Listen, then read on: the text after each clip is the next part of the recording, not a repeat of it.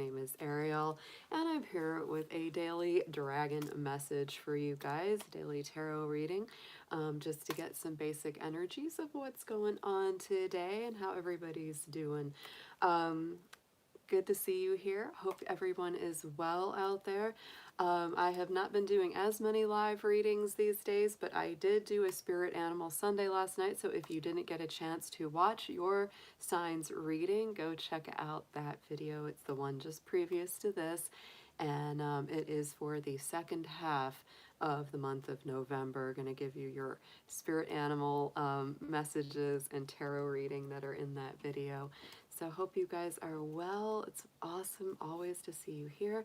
And so I just wanted to pop in and do a couple readings. If anyone is out there who is interested in a live tarot reading, I am taking personal messages after the collective message. And those are a $10 minimum donation with each of those. So that is open for everyone. I'm still getting over some congestion from a cold, guys, so I probably won't take more than maybe 6 people. So if you're interested in getting on the list for a personal reading, personal mini reading here while I'm on the live, definitely let me know. If you donate through the super chat option on YouTube, I will see it pop up. If you donate through my YouTube link, which is in the description box, I will not see that pop up. So you need to let me know that you made a donation so I can put you on the list. For those of you who are interested in what's going on with my little Petey bunny, I just want to give you a quick update. He is still at the vet. They are keeping him in the bunny hospital just for another day because if you didn't already know, his foot literally broke in half. His right foot just broke right across, and it was very bad. It was a compound fracture. It broke the skin open. He was bleeding. It was really scary, guys. It's been a weekend, I tell you what, with that. He is a very old rabbit. He is over 14 years old. Which is kind of remarkable for a bunny. They don't always live that long. I've had really good luck with my rabbits having long lives, but the challenges that you run into with a rabbit that lives that long is that their bones can become very fragile and brittle, which can lead to those kind of accidents unfortunately happening. I've never had a bunny have an injury like that ever, and so it's pretty crazy. And so they had to amputate his foot. So it's a really big challenge for him.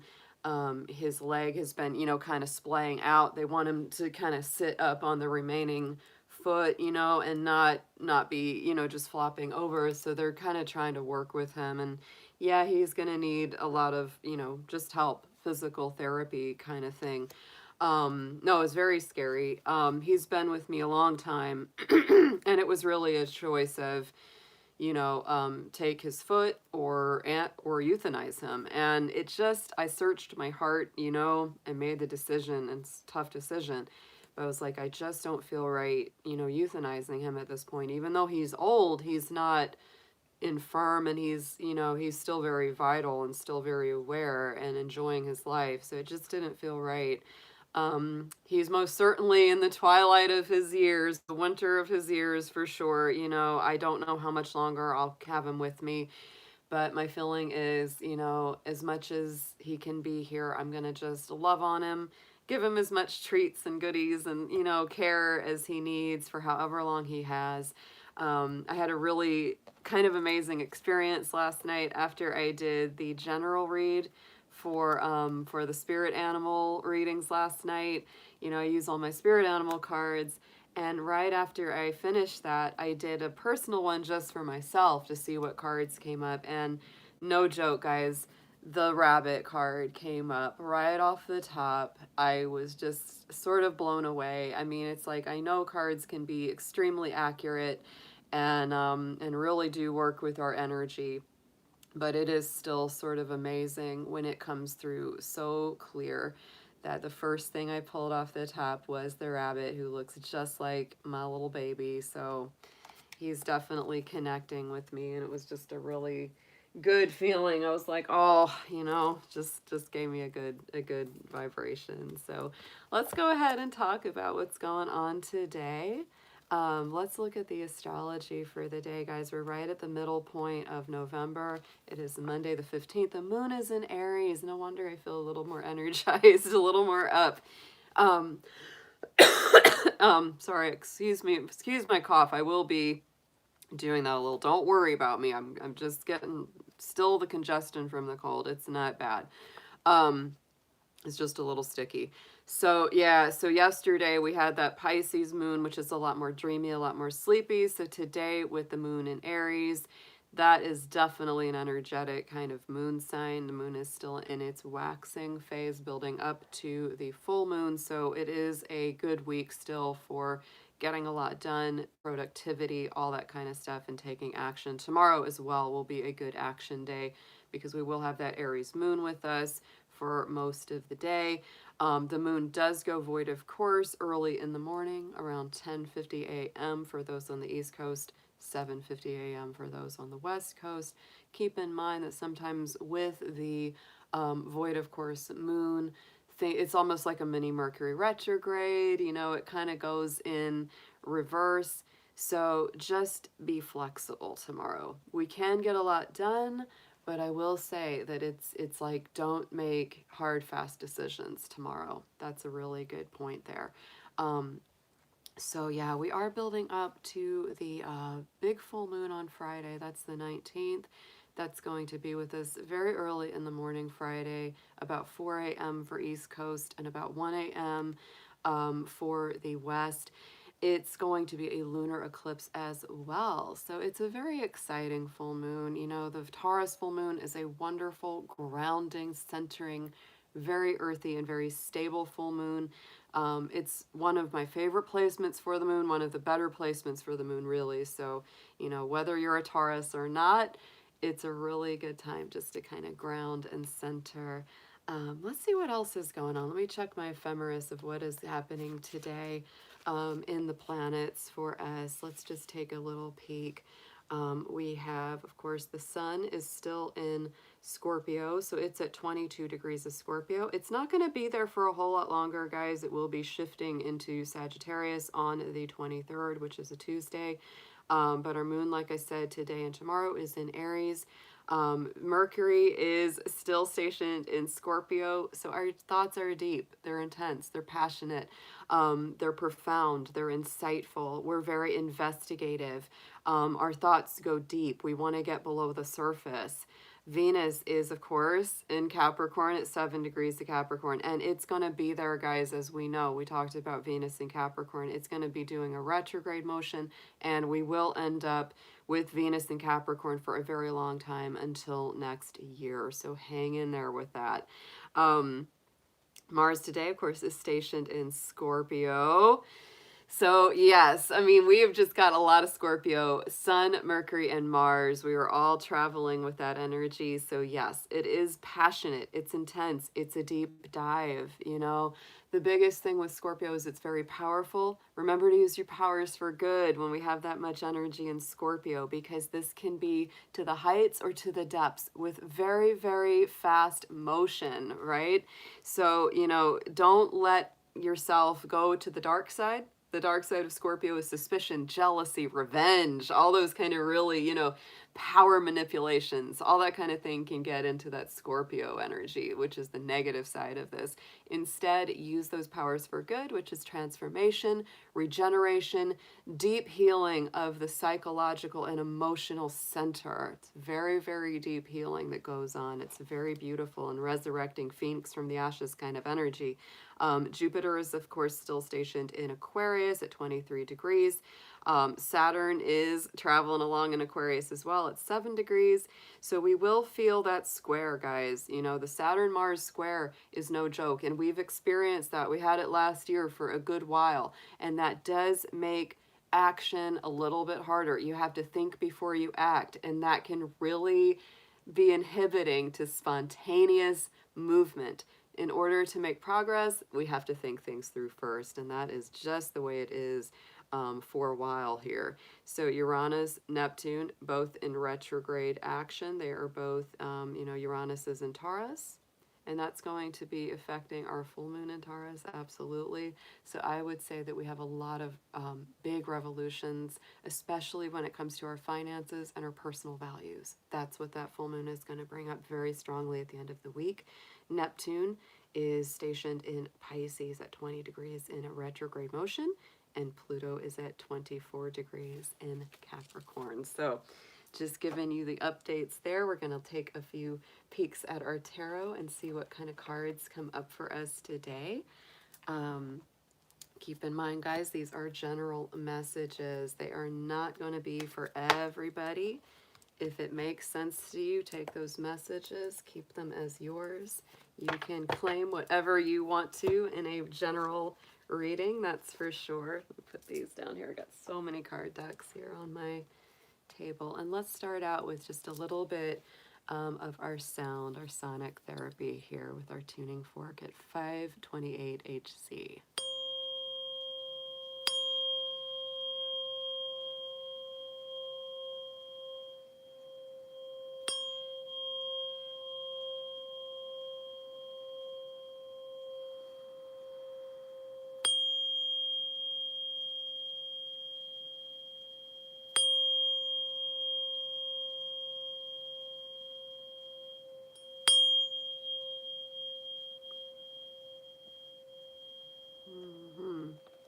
That's always a good tune-up.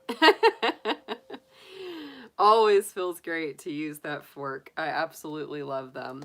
So let's start out. I'm going to start out with just a few oracle keywords. We have our little Witchwood oracle deck. I love these guys. They do make cards on Etsy. They are fabulous. I really love them. So let's get 3 to give us some little oracle readings. Hey, hair raising. Good to see folks in the chat. Hair raising. I know Ian's here. I saw him at MT. Mattia. I hope y'all are doing well. Good to see everyone out there. So let's start out. Dear angels, dear ancestors, guardians, guides. Let's call in all of our good protective angels and higher ascended masters, all our ancestors that we need close by us on the other side, all our passed on loved ones that are still guiding and protecting us. And let's pull up 3 oracle cards to start. Please bring through whatever messages we have for the collective. What do we need to know for today?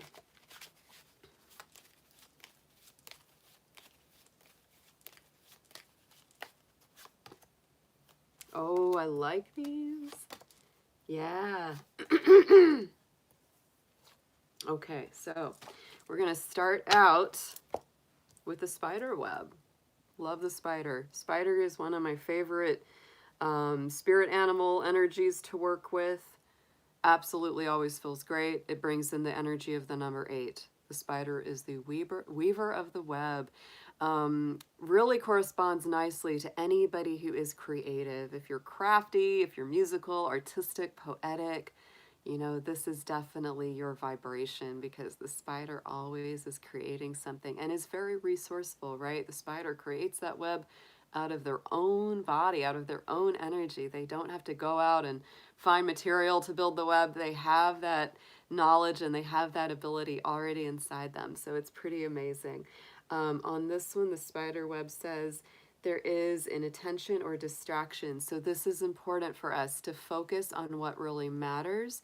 Don't get, you know, caught up, literally caught up in a web of confusion, right? So there's that other side of it. Sometimes a spider web can also mean it's time to maybe clean house a little bit, right? You know, dusting the cobwebs, cleaning up your house, you know, maybe using a little feng shui to get your energy flowing a little bit better. So that can be part of this as well. So any areas that need attention, it's time to draw your attention to those and kind of clear the clutter out. Don't get too focused on things that you can't fix right now, or things that just are not important. Let those go by the wayside and focus on just maybe one thing this week, you know, or maybe one thing today or tomorrow. Going into our next card in the Witchwood Oracle, we have the cartwheel right there. You know, in this card, Sure does remind me of that Wheel of Fortune, or Jupiter energy, or Sagittarius energy. It definitely reminds me of that. It has that feeling to it. Let me look at I've got my little meanings for each journey, travel possibilities. So it definitely aligns with that. Our cartwheel, it even reminds me a little bit of an astrology chart. So it really does remind us that there is a true divine order to things, right? What goes around comes around. It's that kind of energy. So we also might be, clearing out some things, getting ready for the next stage. May not be right now, right? For a lot of us, we're still kind of hunkering down. Like I said, the movement is slow with that Mars-Saturn square, but it doesn't mean that it's a bad time to plan ahead, because a lot of us may have a big journey ahead. A lot of us may have some big travel and some big movement ahead. This feels like a little respite, a little breath, today and tomorrow especially. It's like just give yourself a little time to breathe out, clear away some of the mental or physical clutter, and kind of focus on what steps you need to take to keep this journey going or to get that future journey going. Also, number 3, we have our kettle card. Look at that, number 1. Number 1 energy, of course, reminds me of the magician. I can't help but think that. So it has a lot to do with that communication, community, understanding, right? The teapot is a whistler, right? For a lot of the old-fashioned tea kettle, when it's ready to go, it gives us that signal. So if you've got something you need to say or communicate, even if it might be just a little disruptive, it's good to go ahead and air your feelings. Many times when I talk about, letting off steam, finding coping mechanisms for those deep inner emotions that need to come out, I kind of relate it to a tea kettle, right? It's like you got to let off the steam, because if you don't, things get loud, they get obnoxious, they get really whistly, and it kind of blows up. So this to me is a good intention, where it says, if you've got something on your chest and you need to speak your truth, let it out, because that tea kettle of your heart and soul might be whistling today and tomorrow. Let's get into a little bit of tarot. Let's see what our daily messages are.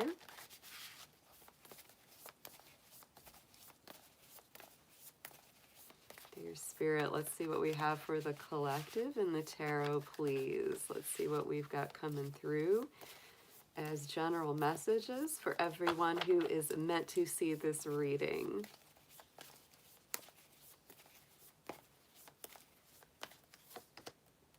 All right, guys. Yes, there's a lot of new energy coming in. Oh my goodness. Right in the center, we've got our Page of Swords. So a very, very strong focus is on communication. It is on new thought and ordering your thoughts, right? To me, this is, it's really, again, I love that spider web card and that oracle, because it is about clearing out the clutter, clearing out the thoughts. Page of Swords can be all those new messages, new ideas, new thoughts coming in. And the real challenge of this card is to let go of any kind of gossip, any kind of idle worries or anxieties, things that don't really serve you mentally or intellectually. Let those go so that the higher mind can operate, because there is a lot of new information that's coming in. It might feel a little bit overwhelming at times, and the biggest way to help that not be overwhelming is to clarify what's important versus what is not. People who really have your back versus those who don't. People that are bringing you good, helpful information versus those who are just trying to cause trouble or gossip or drama, right? Going into the past, I do feel like we're really letting go of a lot. This is a beautiful placement to have in the past position, the ego card, the devil card. So to me, this is anything that has, trapped you up, bad habits, bad routines, jobs that don't make you happy, ego constructs of the mind that don't bring you, joy or fulfillment. It's all about letting that go. Capricorn energy too on that devil card. So it is stuff that you've worked through. It is stuff that you have let go, right? And so I feel like that's on the past, that's on the decline, which is really good. Good to see you, Ms. Mayhem and Breezy28. Thank you for being here. Going into the immediate future, we have the Page of Wands. That's some bright Aries energy. So we have Page in the center today and tomorrow. And then we also have the Page in the future. That's what it's setting us up for. So this, again, very bright, joyful, happy new energy. What I feel with this is that a lot of clarity is happening in the mind. Get, prioritize your thoughts. Prioritize what it is that you really need to think about and what you really need to do today and tomorrow. Those are very important messages. And the Page of Wands, to me, it's like once you do that, it sets you up for new, happier energy, because Page of Wands is like a birth. It's a rebirth. For some people, they, it might not be all, but for some people, they might be finding out they're pregnant. They might be bringing home a new child, a new pet, something like that, because it does relate to births, but not for everyone, of course. That's a message for just a few. For most of us, what it does is it brings new joy, new happiness, a lighter feeling where there was a heavier feeling. So that's what I feel like, with that Devil card going into the past, that's a definite heavier feeling. Coming into the future, Page of Wands is like, woo, party time. It's like, I feel happy again. I feel like a lot lighter. I feel like the burdens have been lifted. That's a great read. Aligning with that Kettle card, that was the number one, and I said it reminds me of the Magician. The Magician is the number one in the tarot, and it does have that connection with communication and thought, because the communication card really is the Magician. It is the Mercury ruled card. Mercury is our planet of communication, thought, and our mental facilities. So on the subconscious position, on the bottom of that Celtic cross, what we're really focused on today and tomorrow is our thoughts. It is the way that we're thinking. It is the way that we're setting things up. I feel like for a lot of folks right now, this is a feeling of new beginnings. It really is. It's something that you're putting together out of your own ability, your own resources. We had that little spider web card that started us off, and I just feel like this is us putting together something out of our own abilities, our own resources, and what we have innately inside of us. This is also telling you to just simply believe in yourself, right? It's like if you believe it, you can do it, that kind of energy. On the top of the spread, crowning this, is our Ace of Pentacles. So this is absolutely Spirit telling us, yeah, it is a higher mind of manifestation, and we are building up to this manifesting energy. Taurus full moon at the end of the week. To me, this feels like getting us really on track for bringing that kind of thing in. I know a lot of folks, including myself, we're all feeling a lot of financial crunch and pressure, right? We really are. That's happening for so many people. And so I feel like, there's this really a reading that says, hang in there. Good things are on the way, but it's slow but steady wins the race. It really is. This is playing the long game, not the short game. And the Ace of Pentacles usually does bring in gifts of a manifest physical nature from Spirit. So hang in there. Spirit's hearing us. Anyone that's praying for greater abundance, greater prosperity, this is a beautiful card that says, we hear you. We do know what your needs are, and we're working on them, right? But you got to turn it over. That's always the key, guys. It's always the key. We have to let Spirit handle it. We can do our work. We can do our best, everything that we need to do on that physical, logical, practical plane. But then there comes in that time where it's like, let go of the worries, let go of the fears, turn it over to Spirit, because you've got to give it to them. You've got to give it to them. If we don't give it to them, they can't take care of it, right? If we keep playing with that thing, they're like, just give it to us. And we're like, oh, I don't want to give it to you. But it's like, God, just give it to them. It'll happen a lot quicker if you do. All right, let's get some advice for today and tomorrow, Spirit. Let's see what we have got.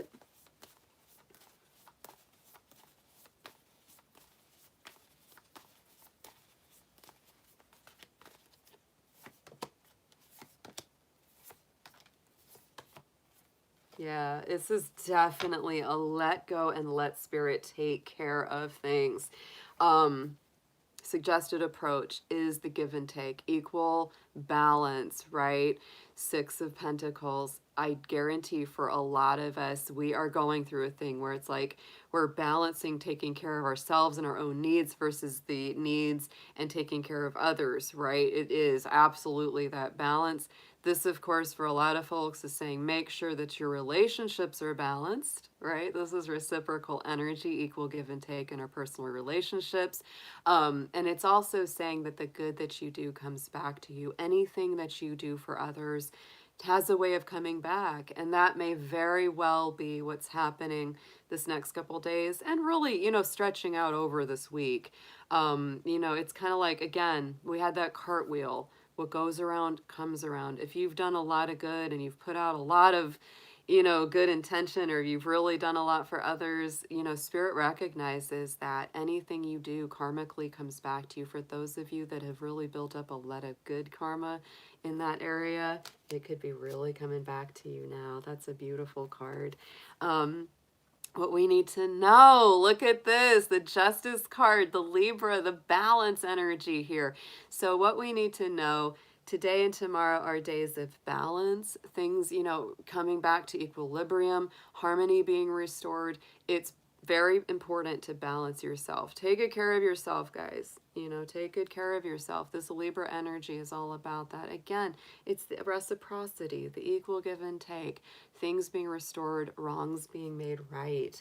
Hopes and fears card is the Chariot. Sure, this is Cancer energy. So I feel like that is where, if we have any nervousness, that's where it's around. It's around this feeling of, wanting that victory, wanting the success, wanting the forward movement, wanting things to be especially good within the home environment, right? Because that is that Cancer vibe. But that's the thing that's really on our minds. Like, we want the success, we want the victory. But look at this suggested outcome here. What is the real manifest lesson? It is let go and let spirit. Like I said early in the reading, it's like in order to get the best result, we do have to be like this fool. We do have to be the dreamer, the childlike, innocent being. We have to be willing to drop the worries, the fears, and take the leap of faith and say, you know what, Spirit, I've done everything I can to, get things set up in a good way. Now I've got to take the leap of faith and let you guys manifest this, let this come into being.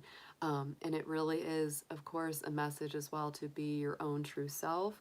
This card is ruled by Uranus, the ruler of Aquarius, right? So it really has that energy of, being uniquely yourself, being your true self, your authentic self, and just letting Spirit work things out. And there we go. On the bottom, the High Priestess. Very interesting. We had the 0, 1, 2, like all in order, coming out in this reading of the major arcana. So it almost feels like a very sort of Zen message here in a lot of respects. It feels very much like beginner's mind. Don't assume the outcomes. Don't assume that you know where everything is going, because we don't. That's part of faith and trust. That's part of letting go of that obsessive kind of need to know every little detail, and really turning it over to Spirit. Let's get a Soul's Journey card. Let's see what kind of lesson is emerging from these cards. I'm very curious to see that.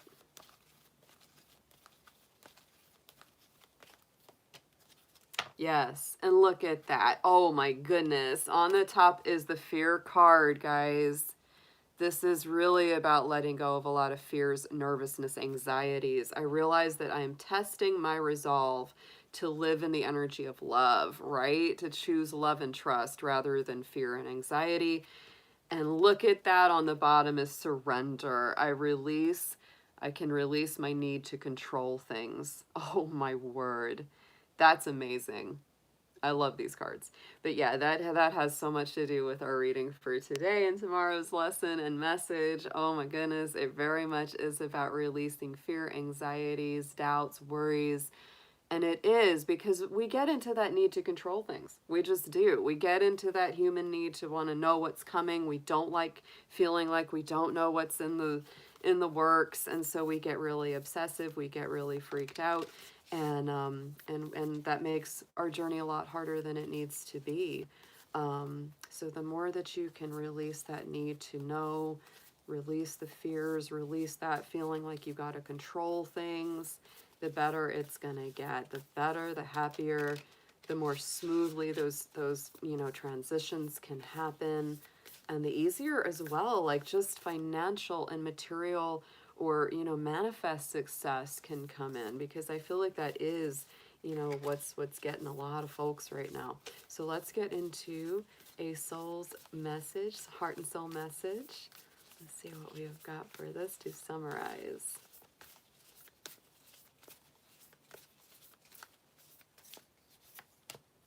All right. And here is the artwork. I love these cards. They're just really, really beautiful. And I'm going to read the message on the back for you. You are a beautiful soul, full of wisdom, compassion, and great love. If you feel trapped, it is because you've created your own bondage. It is time to free yourself of the guilt that has kept you feeling stuck and allow the sacred rhythms of life to flow through you once more. Wow. What a beautiful message for today. This is all about releasing fear, surrendering, you know, that trapped, stuck feeling. We have that devil card in the past. That is that stuck, trapped feeling, or your own bondage, you know, your own inhibition. It's time to free yourself of guilt, doubts, anything that has kept you in that stuck, stagnant feeling, because the flow is coming back, right? The sacred rhythm of life is coming back. And all we have to do, I know, easier said than done sometimes, is surrender. Oh my goodness, guys, what a beautiful message. Hey there, guys. Hey, David. Good to see you. So that is our collective message for today and tomorrow. Or, of course, whenever you see this, it might be the right time to see this. What is a really nice read. Hey, Silver Star. Good to see you. Oh, things are all right. They're stable. They're stable. I'll say that. My little Petey Bunny's still in the little bunny hospital, and they're just going to keep him, you know, for tonight. They're trying to get him to where he'll sit up, because he's kind of leaning out with that leg. So we'll see. I mean, he's just got one foot now.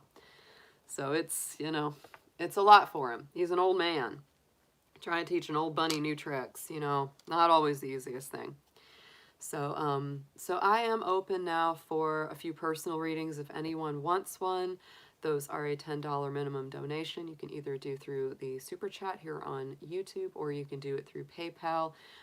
If nobody signs up, like within the next 5-10 minutes, I'll go ahead and close the session. So I just wanted to get in here today and just give a quick collective, just to see what things, you know, I feel like just a lot of things are moving. A lot of things are shaking. And sometimes when it's like that, it's good to just get a little beat on what's up. But it's good to see y'all in here. If you haven't watched the spirit animal readings for last night, they were really good. And those are for the second half of November. So yeah, definitely check those out. Those are really good. A lot of messages of patience, hanging in there. Yeah, the bunny hospital. Yeah. Oh, Harry's, and thank you for that generous donation, sweetheart. Do you want a personal reading with that? I'll put you on the list if you want me to pull you a few cards. Hey, Krista, my Capricorn girl. My little goat family is here. David and Krista are definitely my little goat family. Yeah, yeah, Petey's in the hospital, the hot bunny hospital. Yeah.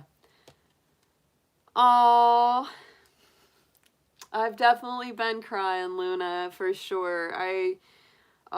When Petey broke his foot, I was absolutely in tears. I couldn't stop crying. And then when I took him to the vet, I was just crying. Because I was just holding him, and he's just so sweet. He's just such a sweet little guy. Rabbits just have such a pure energy about them, you know. They're connected with the constellation of Orion, and they're very, I mean, they're just very dear. There's just something about rabbits. I've had rabbits in my life now for almost 15 years, and wow, they're just amazing. I just can't say how much I love them. They are just true sweet little beings. There's just something very pure about bunnies. There is. There's just something very pure about bunnies. Let me get a piece of paper to write down the readings.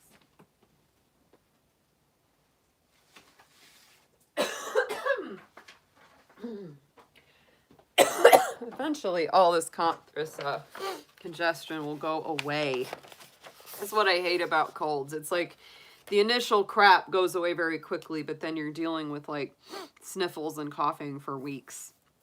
All right, so let's get hair raising. If you want me to pull some cards, let me know. We have Silver Star next on the list. And anybody else that comes along, I'm going to take up to, I'll take up to 6 tonight. I think that's about what I can handle. I can take up to 6 people tonight. All right, so hair raising, if you have a question, if you want me to do some cards for you, let me know. If that was just a straight donation, then no problem. Thank you so much for that. That's super generous of you, and I really, truly appreciate it. Anything that people donate tonight is all going to go to Petey's hospital bill.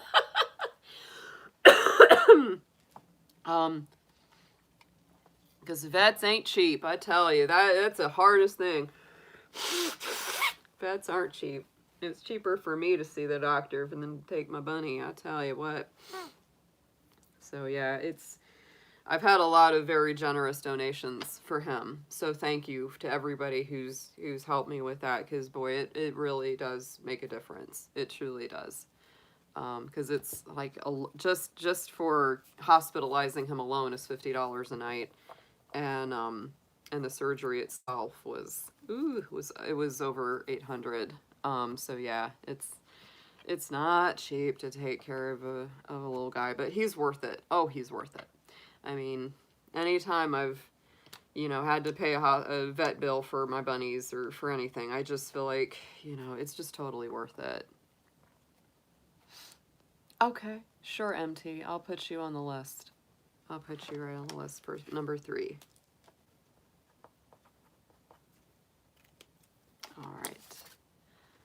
All right, so hair raising. Let's see what we have got coming up for you, darling. You said just whatever comes out, I think. You said, yeah, throw a few. Tell me if I am not seeing something. Battle is victory? A victory. Okay, gotcha. Let's see what we've got coming out here. I'm going to pull you a oracle card with a keyword on it first. Your angels, ancestors, spirits. Let's see what we have, please, for our beautiful hair raisin. Our beautiful Barb in the chat. Let's see what we've got. Our little Sagittarius. I know she's doing a lot of moving. A lot of things are going on with her right now. And we just want to see any messages that she needs to know for her highest and best good. Anything that she needs to be aware of, please.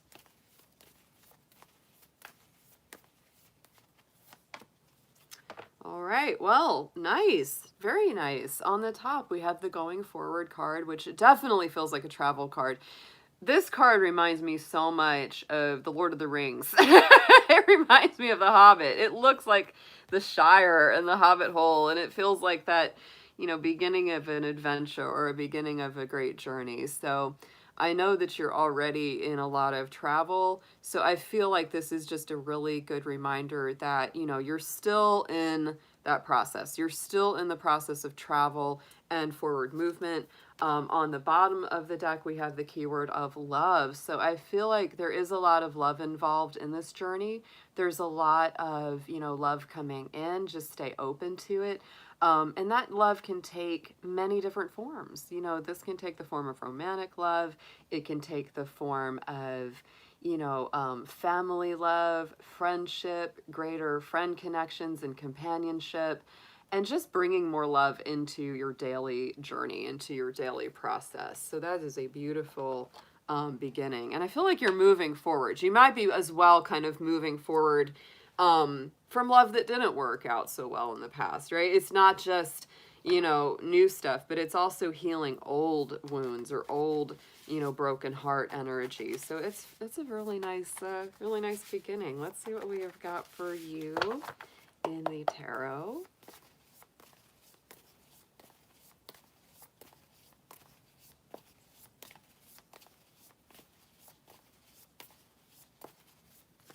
All right, that feels good. Yeah, it's a lot of new beginnings here. Wow. These are great cards. Holy cow. Right in the center, Two of Wands. So to me, again, this is new beginnings. It's new doors. Taking out that globe and saying, where in the world do I want to go? Where do I want to move? Where do I want to end up? And so yet again, you might be doing a lot of traveling. Sometimes this is by yourself, but sometimes it's also with a partner. It can go either way, right? Or you might start out on your on your own and end up with a partner, you know, along the way. That can certainly happen, but it is very much about taking the next steps, making those bold choices and expanding your plans. That is Aries energy. So it is very fresh, it's very brand new, and it's very aligned with today and tomorrow's energy, because we are in that Aries moon right now.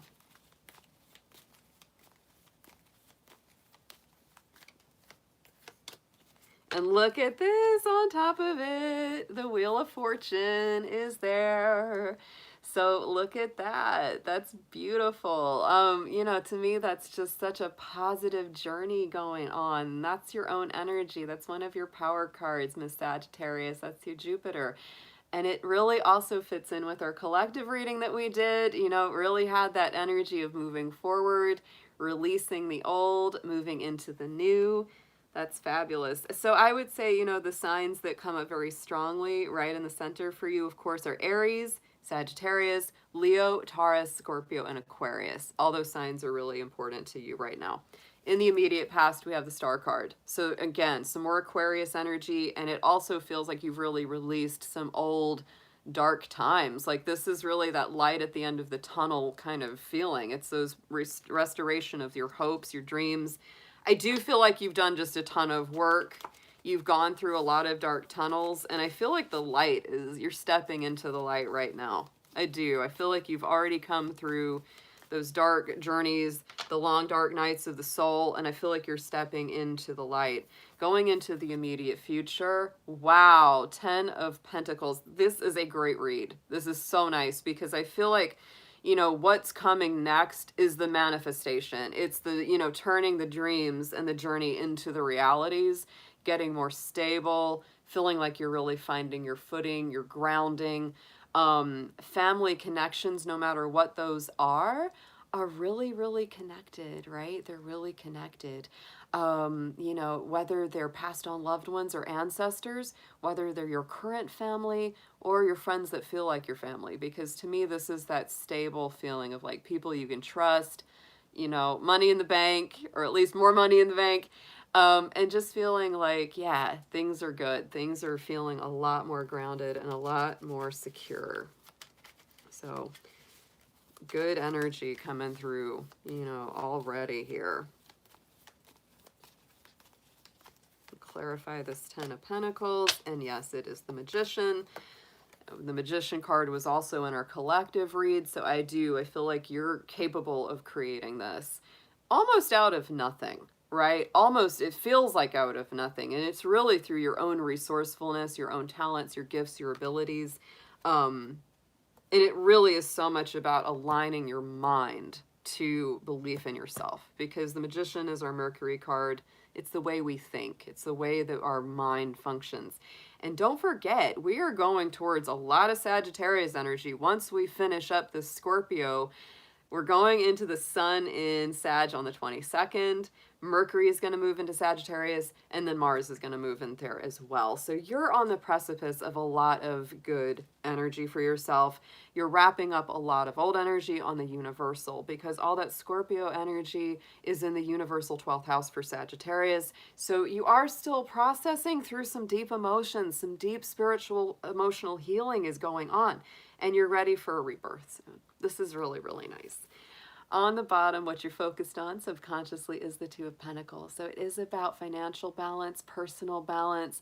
You know, how much fun do I have? How much work do I get done? Am I enjoying my work? Putting as much joy into your work as possible.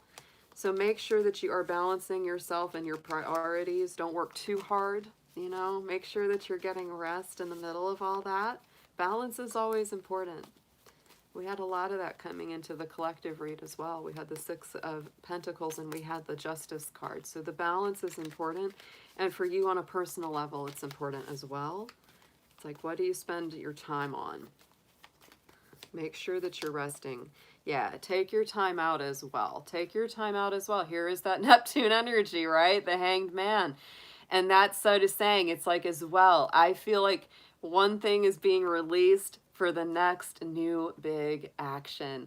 So right now you may feel a little bit on that feeling like, you know, one thing isn't completely wrapped up yet and the new thing hasn't completely started yet. But it's really beautiful. You're at that transitional point where a lot of things are being released. And I feel like you may be simplifying your schedule. You may be simplifying your life quite a bit and saying, you know, this is more important, that's not as important.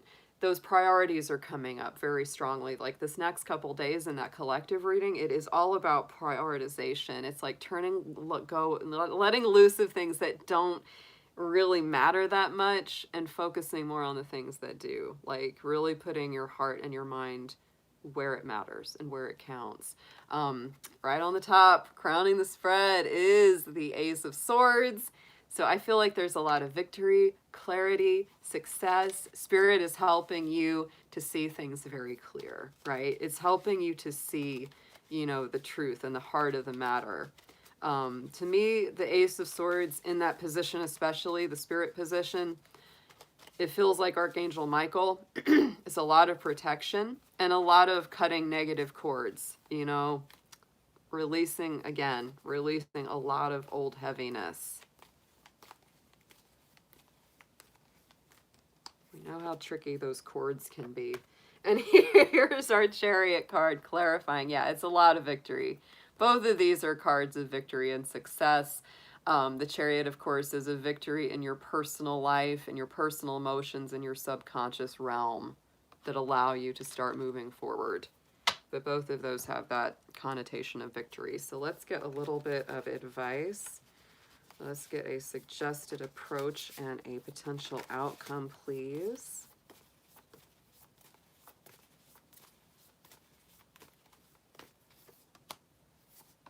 Yeah, big brand new beginning. The suggested approach right now is the Three of Wands. So this is why I feel like even though there's a lot of things in motion, even though you're making a lot of forward progress, you've got a ton of cards that point to that, I would also say that you do need this balance, because the Three of Wands is being very patient and waiting for your ships to come in, letting things come to you. You don't have to chase everything down, right? Not everything needs to be chased down. Not everything has to be run after. You don't have to wear yourself thin every single time, right? So definitely, for whatever it is that you need to just wait on and let those things come to you, let them come to you, because this to me is like you've already done so much work. So it's time to let the ships come in for you. Let's get a clarifier, please, on Three of Wands. Yeah. No, it's like, again, see that Tower? You don't need to chase down those big changes. The big changes are already on the way. I feel like you've already been doing a lot of this Tower energy. This is Mars, right? You know, and I feel like so much has already been leveled. So much has already been, you know, reformatted in a lot of ways. So don't stress out too much over the rebuilding of those foundations. I feel like some of that is happening very naturally because of the work you've already done. It doesn't mean you're just completely passive and inactive, but it does mean that you are moving forward, and you do need to let some things just work out on their own. Yes, Sharon, I do. I can put you down for number 4. I'm going to take up to 6 tonight.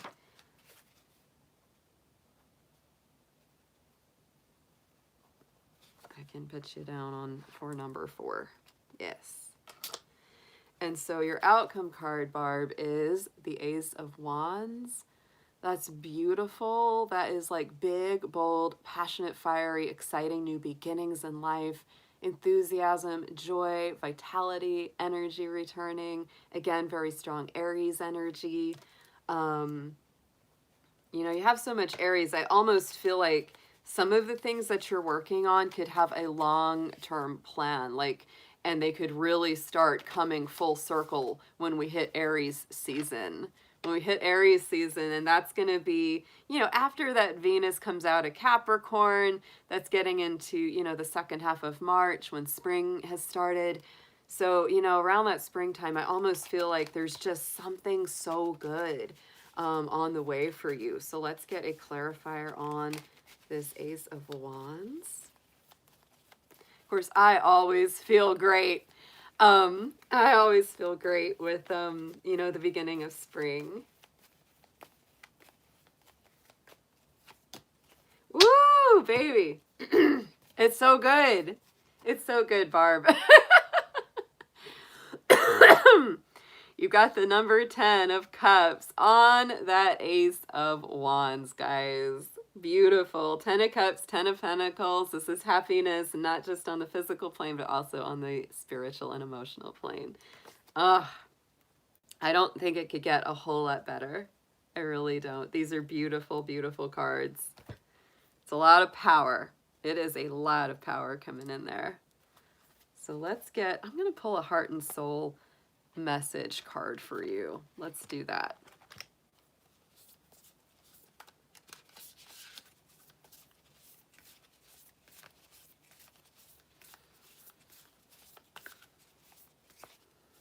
Ooh, that one looks deep. It looks deep, fiery, and passionate there. All right, let's see what we've got. Allow your imagination to drift beyond the horizon, beyond time. There is a world of dreams without limits, full of magical ideas, a world just waiting for you. But this faraway world is not so far. It is inside your heart, and all it takes to get there is a dream. Wow.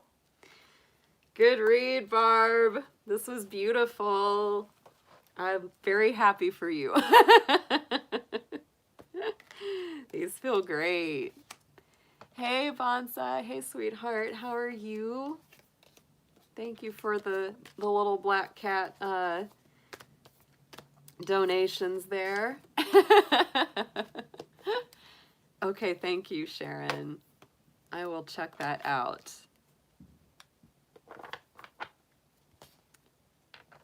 And a side of fries. Hey, I'd like a side of fries with my tarot readings. I'll tell you, I would take it. Some ice cream. Can I get a milkshake and some fries with this reading? That's what I'd like. That sounds great. Oh my goodness. So good. All right, so who do we have? We have, let's see, oh my, that's a lot of little $1 read. Yeah, hey guys. Okay, MT is on, Sharon is on, and oh, Hair Raisin, thank you so much. Oh, you're taking such good care of me tonight. Thank you. Petey thanks you too, because I tell you, it's a lot. It's a lot. Because they gave us, you know, the estimate was 800. I know, that's a lot, but you know what? My feeling is I've had PD almost for 15 years. Like to read. Oh, sure. Do you have someone else that wants a read? Sure. If they can wait, because I've got, you know, a few more that I've got to do first, I can definitely come around and do another one. Is it for somebody? Because I can write them down. And I think Bonsai, which is my sweetheart, I think he wanted one too. Emily is here, yes. Okay, no problem. Yeah, all right, cool. Oh, very, very cool. All right, let's put Bonsai down for number 5 slot and Emily for 6. Sure, no worries. We will buzz through these. Let me get just check the PayPal, because I know that a couple folks wanted me to just check and make sure it came through. I'll be right back.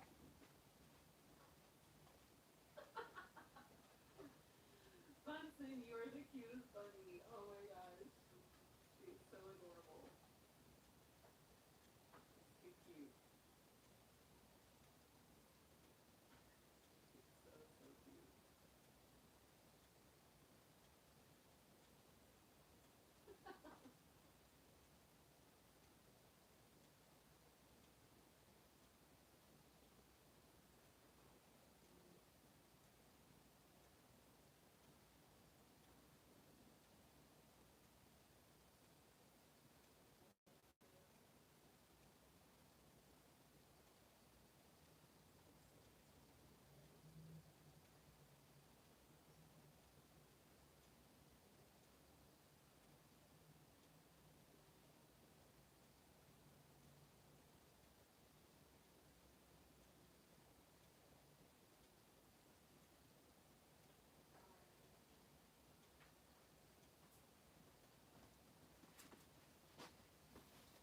Yeah, everybody's good. Everybody's came through, so we're good. We're good, guys. So let's start out with Silver Star. Let's see what we have got for her. And as soon as you're ready for your question, sweetheart, just go ahead and post it up. And yes, Petey has got to get used to being a pirate now. He's my little pirate bunny. He's going to have a little peg leg. I got to give him an eye patch, and I'm going to get him a little parrot or something. He's a little pirate bunny.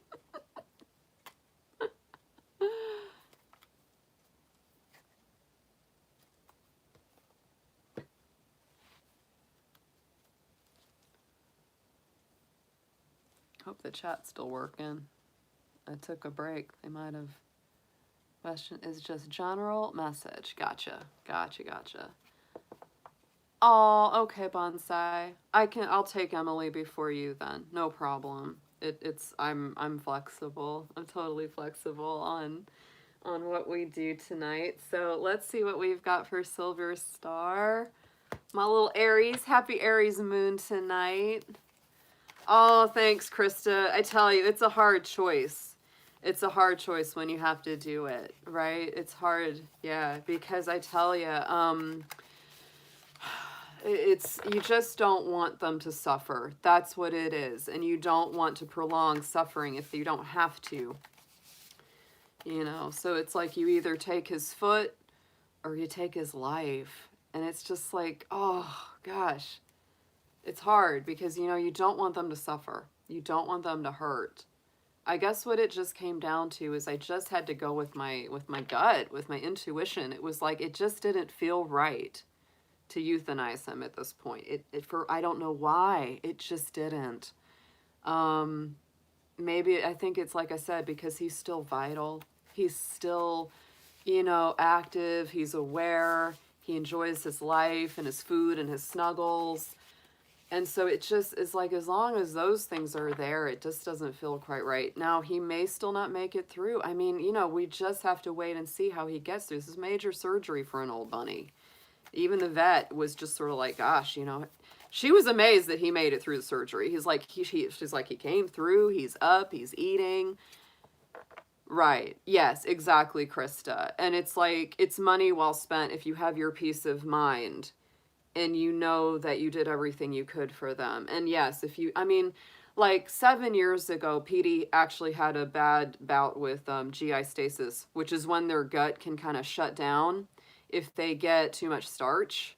And I think what it was banana slices. I hate to say that. But a lot of people love giving their rabbits bananas. And rabbits love bananas. But Petey can't handle them. They're too starchy for him. Some rabbits can handle them, but I am on the side of not giving that kind of treat to them. because it really messed with his gut. So about 7 years ago, he had a bad bout with that. And I think I spent about $700 on him to get him to the emergency vet. But you know what? Guess what? He's lived more than 7 years after that. So you know what? Totally worth it. And I even remember at the time, they were like, he's an old bunny. I'm like, he's only 7. But for a lot of folks, 7 isn't old bunny. But hey, now he's getting close to 15. So, you know, I don't know. You know, I mean, he's definitely in the winter of his loaf, of his little wheat. He is. He's in the winter of his bun. But you know what? He's gonna have the freaking life of Riley. Not that he hasn't already, but he's gonna have the good life. He's gonna have the good life. He's gonna get all the treats, all the things he loves to eat. I'm gonna snuggle him every day and just give him a lot of love. And, you know, he's going to have the best of it. However long he makes it is fine with me. You know, it's up to him how long he makes it and how long the quality of his life is there. And that's the way it is. Oh, good night, sweetheart. I hope you sleep well. I'll do a card reading for you anytime. Anytime you want, sweetie. You're my human honey bunny. All right, Silver Star, let's focus on you. Yeah, happy Aries Moon tonight. That's your Aries Moon. It's bringing us out. Oh, no.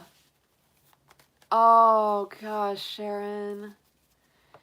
You know what? I'm going to tell you. Connect with her spirit. She'll bring you another one, or she'll reincarnate. That happened with my Bunsen. She passed away at 13 suddenly, just like that. I did not have a chance. She just passed away. Boom.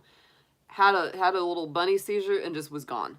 It was just her time. She was 13. She was very old. She was a Dutch rabbit, and Dutch rabbits usually don't live past 10. 10 would be like max for a Dutch. She lived to 13, which is just incredible. But boy, it broke my heart when she went. And I have a really good psychic medium friend. And oh my gosh, you still hear her. Yeah, she's around you. I would definitely connect with her and see if she wants to come back through again, or if she'll guide you to a new pet that you'll connect with very deeply, because they'll do that. Animals are magic, I swear to goodness. And so my really dear psychic friend Cheryl, I would love to bring her on my channel sometime if I had the chance, because she is amazing. And I called her. I was just all bereft, and she was like, don't worry, she's coming back. She's coming back. And she's like, you need to start looking for a new bunny, because she's going to come back through.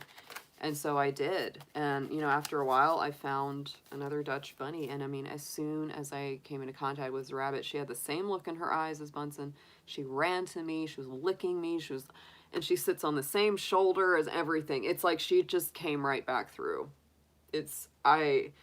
I totally believe in the magic of animals. Their ability to reincarnate is much easier and quicker than ours, because they don't need as much time. You know, they can just they can go right back through the vortex if they desire. You know, they really can. All right, so Silver Star, baby, Aries. Let's see what we've got for you. Dear angels, ancestors, divine beings of light, let's see what our general messages are for our Silver Star. Our dear Aries lady, let's see what we have for her to be aware of, anything that she needs to know for her highest and best. Thank you so much.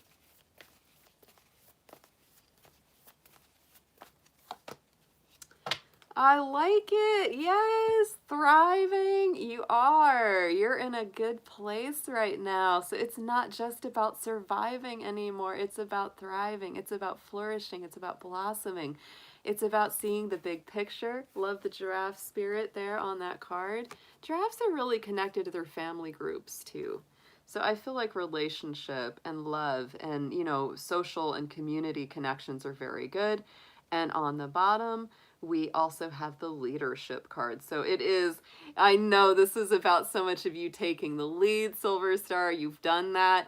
And I think you're continuing to do that, you know, following your North Star, following your bliss, and, you know, not being afraid to take the lead. I think that, you know, you've really come into a place where you have embraced and owned your power and your leadership potential, which is really great. All right, and welcome Emily to the chat. Good to see you here. Your mom is a very, very beloved member of our dragon family. She is. We love her here. Oh my goodness. She brings a lot of fun and a lot of joy to our group, I will tell you. So let's get into some tarot, please, for Silver Star. Let's see, a past, present, future.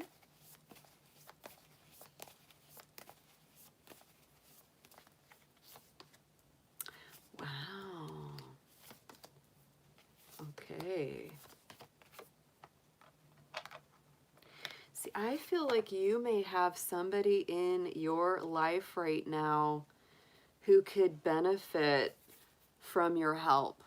I do. I feel like that because I don't feel like you're really in a brokenhearted place yourself.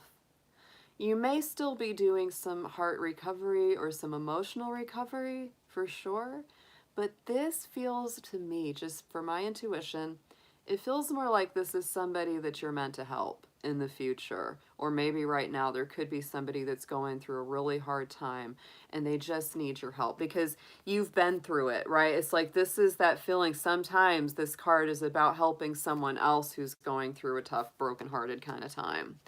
And to me, this just feels like, I don't know, it's like you're stepping up and saying, you know what, I've been there. I know how this is. You're going to get through it.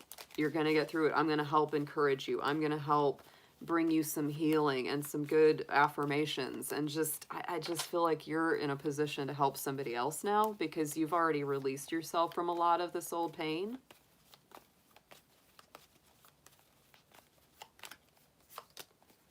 Yeah, and it might be a Pisces.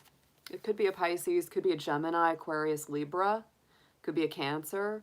There's a lot of that coming up into this because we've got the moon.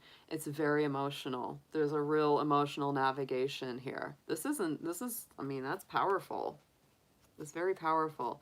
But I feel like you've already let go of a lot of your own struggles and battles. You know, this is in the past. The same as the Devil card, right? This is really setting yourself free from some old entrapment or some old stuck, stagnant feelings.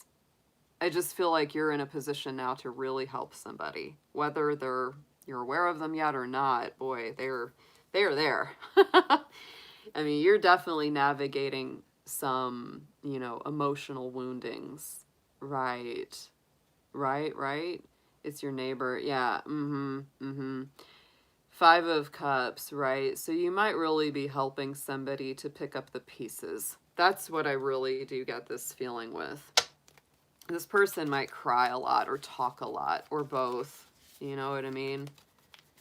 And it's like it's like the big thing that you're working on within yourself and also within, you know, their energy is, you know, getting them to focus more on the positive rather than the negative, because it's not all bad in their life. They may feel that way. They may really feel like, oh, doom and gloom and it's, oh, you know, nothing.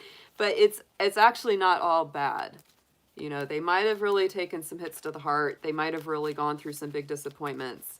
But it's not all is lost. They need to know that.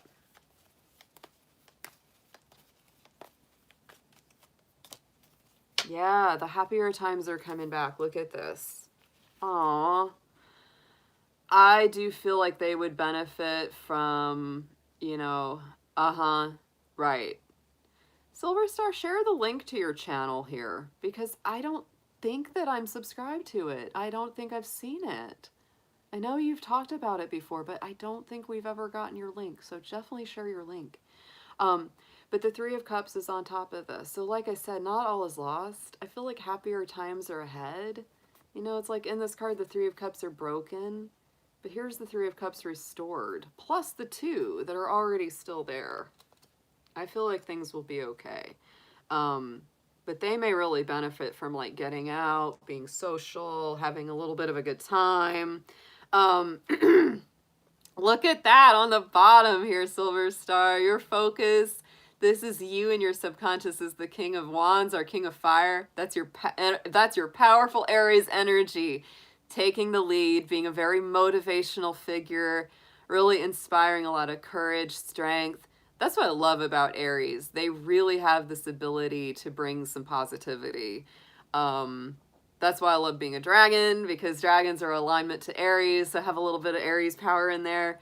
And I love that feeling. Like they just know how to like lift people up with their strength. You're like a motivational speaker right now. Oh, no problem, Silver Star. I mean, my channel is technically very small too compared to a lot of readers out there, but you know what? Doesn't matter. Share the link. It'll get bigger. We'll make it a little bigger. On the top is the Wheel of Fortune crowning the spread. So this again is a lot of positivity. I feel like things are opening up, expanding, getting happier, bigger, moving forward in your favor. So I feel like you yourself, you're in a very positive position. That's why you're in a good position to help other people. And yeah, you are a very motivating leadership energy right now. Very, very nice. Let's get a little bit of suggested advice on this and a potential outcome.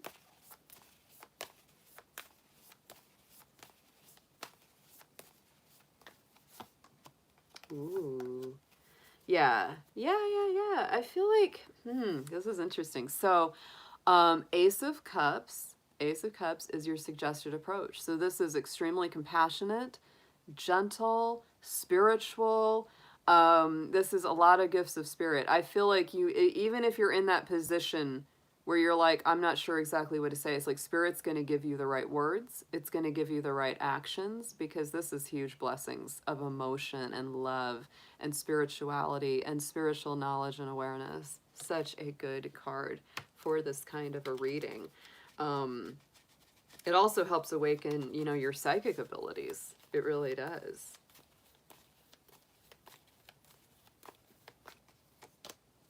Yeah. And this is really, wow. I mean, when it comes to the rest of the content of this reading, I feel like this is, you've been in that position where you have felt really stuck.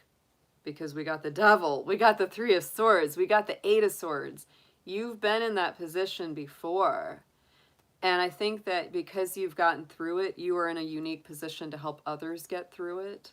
You know, because I feel like, you know, this person that you're working with or talking to, you know, they're having that hard time as well. They don't feel like they can see a way out. They feel like they're helpless. They feel like they're trapped. And you know that they're not. Like, you know they're not, because you've been there. You've gotten through those traps, and you've seen the magic that can happen when you release yourself from that stuff.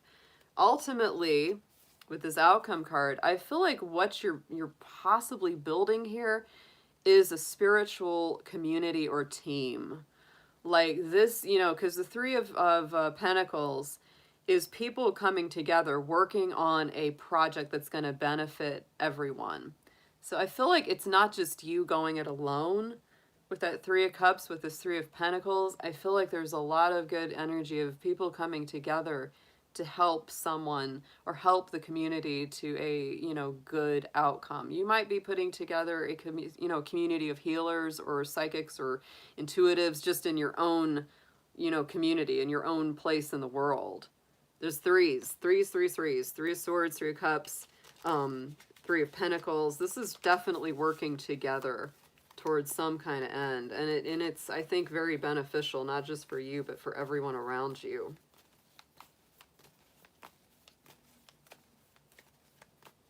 You know, it's, to me, it's that feeling like you might say, oh, you know what, you know, I can help you with this, but I also know somebody who is really good at maybe helping you with something else, right?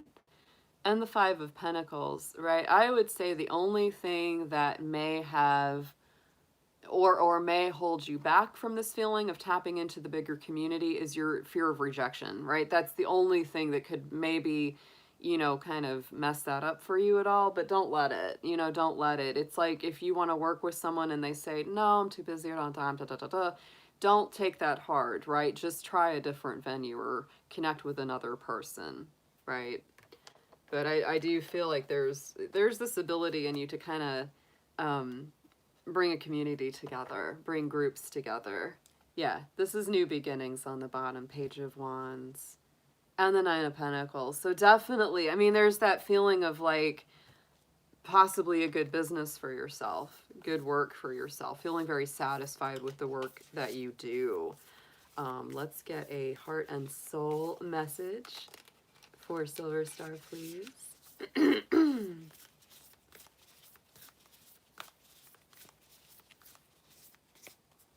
Ooh, I like this. Love the art on these. These cards are just so beautiful. All right, so I'm going to read you the message on the back. Do not give in to fear and doubt. Courage is called for now. Face any fears. Look at things objectively. You are safe and all is well. Fill your fear with love. Beyond fear, love is guiding you, urging you to break free. You will succeed. Oh, so nice. And I do feel like, yes, working on not taking things personal. And also, Silver Star, you know, when you're helping someone out, when you're helping, you know, another person, sometimes it can be a little bit triggering because you might encounter, you know, their feelings that you've either had before or you might even be currently working through, right? It can be a little bit like, ooh, because you're like, oh, I know that feeling, and it can really rile that up. So don't take that personal, right?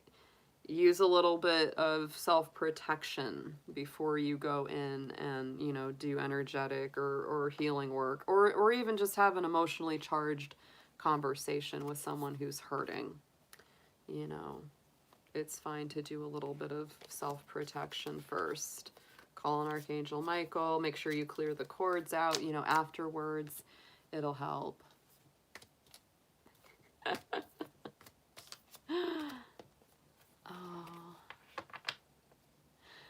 Yeah, Nasty Women is definitely a wild channel. It's fun, though. It's rowdy, but it's fun. It lives up to its name. All right, so MT, Mattia, I am ready for you whenever you are. You can type out your question, or if you just would like a general message. The first two reads I did tonight were generals, and they sure come out. I mean, it's like general reading, wow, but it kind of nails it. Yes. I feel you, Silver Star. I know, because when I've been in times that I've been really, you know, where things have been intense, it's, yeah, sometimes you just gotta take a breath, take a minute. Remember, it's not your stuff, it's theirs. But yeah, it can be kind of triggering if you're dealing with something that hits a little close to the bone of where you've been before. Absolutely.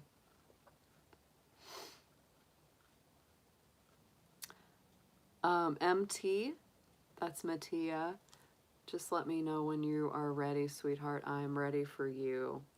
And then we'll do Sharon, and then we'll do Emily. That's the list right now. MT, Sharon, and Emily. Yes. Right. Yeah. And I think sometimes after we've been through a big lesson, or we've gone through a big paradigm shift, when we've gone up to the next plateau of our development, Spirit will send us people and send us situations that'll kind of challenge it a little bit and go, you know, or look at where you've come from, look where you are now. Can you handle thinking about this? Can you handle looking at it? Because, you know, it's all about the lessons. It's all about that we learned. The thing that we needed to get is a Capricorn willing to tell the truth. Oh boy. Okay.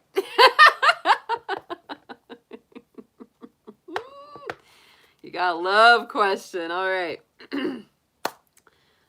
Let me get my angel answers cards first.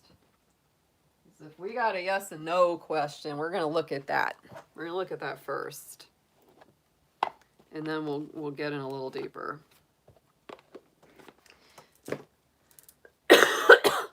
All right.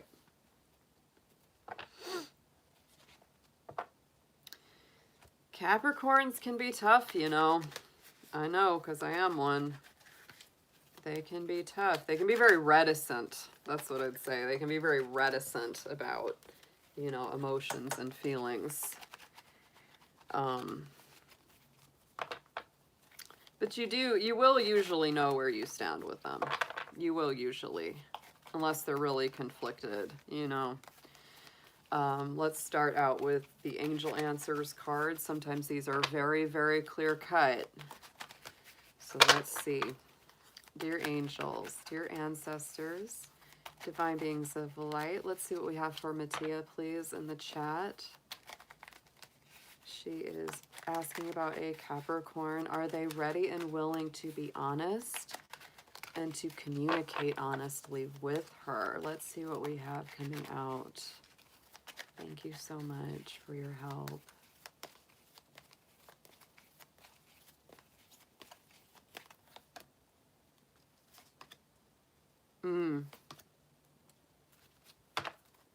Okay. Well, I would say, first off, we've got the ask for help from others. Like, you know, I think right now you're getting some good advice. But you might also have other people that maybe know the situation a little bit closer and better that could give you advice as well. I think that there is a need to let go of the situation with this person. Absolutely. I think it's time to release any expectation. And there's no need to worry, because you don't want to get into anxiety, fear, doubt, negativity around it. On the bottom, we do have the no card with an exclamation point. So it's sort of like the hell no. You know, it's not just a no, it's like really big no, because we have a regular no in this deck and we have the big no. So at this point right now, I would say no. They are not ready to be communicative or honest. You know, on the next card that came after that was within the next few weeks.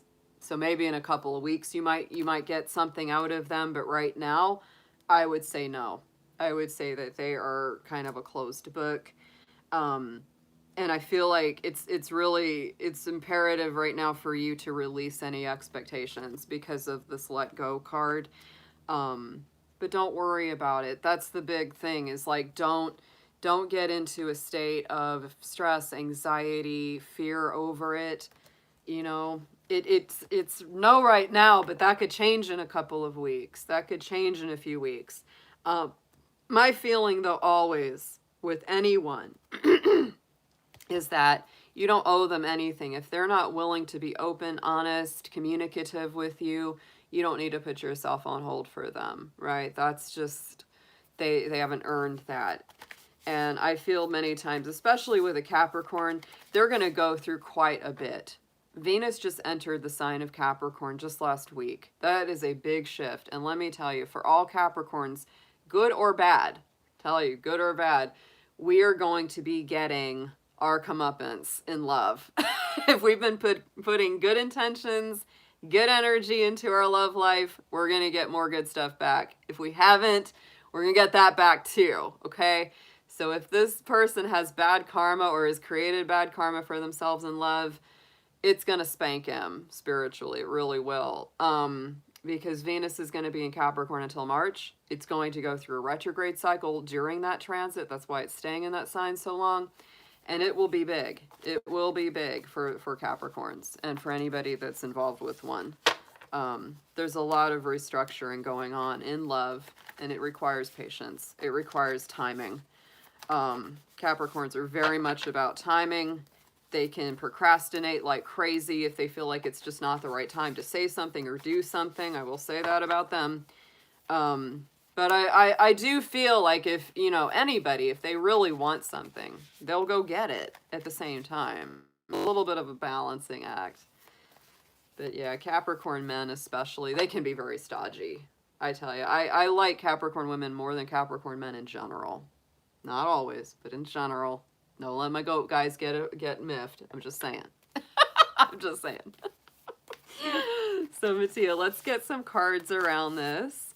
Let's get a keyword for this relationship dynamic that you have going on.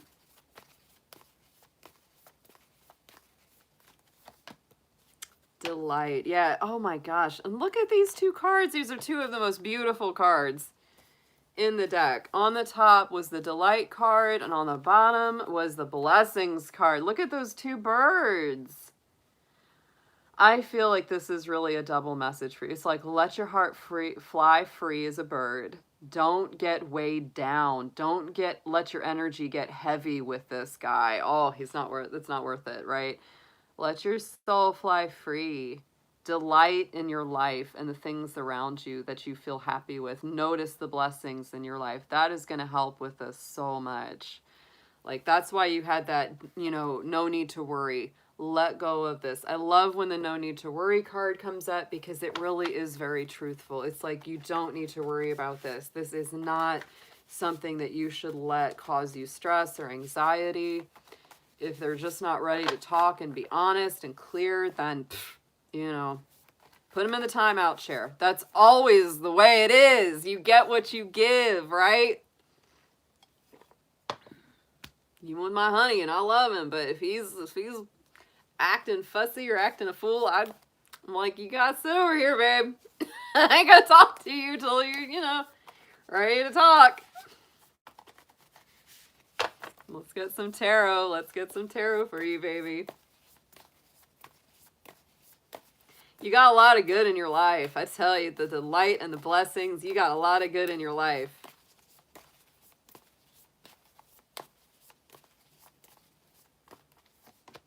Yeah, you do. Yeah. I like this read. I like this read a lot. Right in the center, we got the King of Pentacles. Strong Taurus energy, but this could also be the Capricorn that you're asking about because it's an Earth King. But I also feel this for your own energy. This is stable, it's solid, it's grounded, it's resourceful, makes good decisions with money, right? It's a really good feeling. It's a good, solid energy. Mattia, can you remind me of your sun sign again? I think that were you a Scorpio? I got a lot of Scorpios. So I don't want to assume. Let me know what your sun sign is. Let's clarify the King of Pentacles, please. Yeah, Queen of Swords. Look at this. I'm telling you. Isn't that amazing? Isn't that amazing? Look at that Queen of Swords. Oh my word. There's the Libra energy. And that is cutting someone out if they are not, doing right. If they're not treating you right. If they're bringing you a lot of drama, a lot of stress, a lot of anxiety, a lot of pain. Queen of Swords is like, get out of my face. I've got better things to do than have this anxiety. Things are going pretty good. I don't need foolishness coming into my court. So it really is. This is about bringing some things back into balance around this guy and also around your grounding center, right? Yes, Charlie's Angel Tarot, I do see you. I am in the middle of doing a personal read, so I just wanted to give you a shout out. But yes, I am. I do see you. In the immediate past, we have the Ace of Cups. So I do feel like you're coming into this with a lot of love and compassion. And, as a result, no doubt you may be feeling, some hurt feelings justifiably. Anytime someone's not willing to be clear or honest or open with us, it always hurts. I mean, there's just no. Yeah, okay, Scorpio. I thought so. And, those Scorpio-Capricorn dynamics can be really intense. It's not a bad connection. But it is tough. I was in a very long relationship with Scorpio, and it was very rough. It was very rough. Sometimes things were great. Sometimes things were not. And they were extreme. They were intensely bad sometimes. And, it was better to finally let it go. I just couldn't do it forever. It was too much. It was too much. And the thing that was the hardest for me about being with a Scorpio is that they are very suspicious. They always thought I was cheating, always thought I was messing around. And it was just too much for me. It was just too much for me. And so you got to check that. Like, I mean, if you have been, saying, are you messing with me? Or it's like that kind of thing. If you don't trust them, that's never going to feel good. So I'm just saying, from my own experience with a Scorpio. But it is different. It is a different alignment when it's a woman or a feminine, aligned person who is, the Scorpio or the Capricorn versus the one who's the masculine. it does change the dynamic a bit. It does, I would say. So take it to your own personal experience. Mine, of course, doesn't have to be yours, but I know what worked for me and what didn't work for me with Scorpio. You know, I loved their passion, their intensity, their humor. Very funny, very funny. We had a lot of jokes that I still can't help but think about to this day. We had a great rapport, great rapport. We could talk about all kinds of things, but it was just too much. The suspicion, the jealousy, it was too much. So it was too much. So yeah, that's something you just might want to take into consideration. Going into the future, we have the Knight of Swords. So I do feel like there's going to be some communication around this issue. I don't feel like it's just going to sit still forever, because the Knight of Swords rushes in with a lot of info and a lot of information. And I would also say that with the Knight of Swords, this can sometimes be somebody coming back and giving you, like we had that card, within the next few weeks. You know, in the next few weeks, you might hear from them, and they might be rushing in as nervous as, you know, cat on hot tin roof. They're like jumpy. They're like, oh gosh, I got all this stuff to say to you. I'm nervous to do it.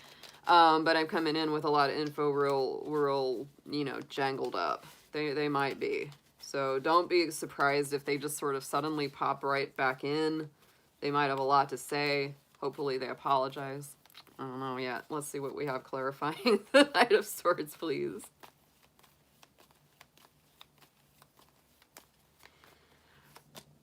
Page of Wands. Yeah, this person as well, even though they're a Capricorn, and usually Capricorns are pretty mature, I don't feel like this person is particularly mature. They can be really immature. They can be. You know, and I don't know if this has happened before, because it might happen, and if this is a recurring thing, you can let me know, but they might be popping back in, like wanting a new chance with you or wanting a new start with you, because sometimes that's a Page of Wands energy, just saying. But they might be kind of immature and a little flighty. I get a little flightiness from that, you know, Knight of Wands. It's sort of like they're here, they're there. There's a nervousness. There's a nervousness there. On the bottom is the Chariot. So this is where you're focused. You know, you want stability, you want a victory, you want emotional honesty. You know, you've done a lot of work on yourself and your subconscious energies. But, you know, you're really not playing around. That's the feeling with the Chariot. It's like, are we going forward or are we not? If we're not going forward, then I'm going to let this go. I can't, you know, you can't do it. That's that Queen of Swords. It's like, get in or get out. You know, you can't have your cake and eat it too. You just can't. On the top, we've got the Three of Cups. That's the message from Spirit, crowning the spread. So I do feel like it's important for you to get out, enjoy your life, hang out with your friends, kick up your heels, do things that are fun, that make you feel excited and happy, right? Don't just stay at home feeling bad about this dude. Not worth that. Let's see what we've got in these suggestions. Let's get some advice, please, on this.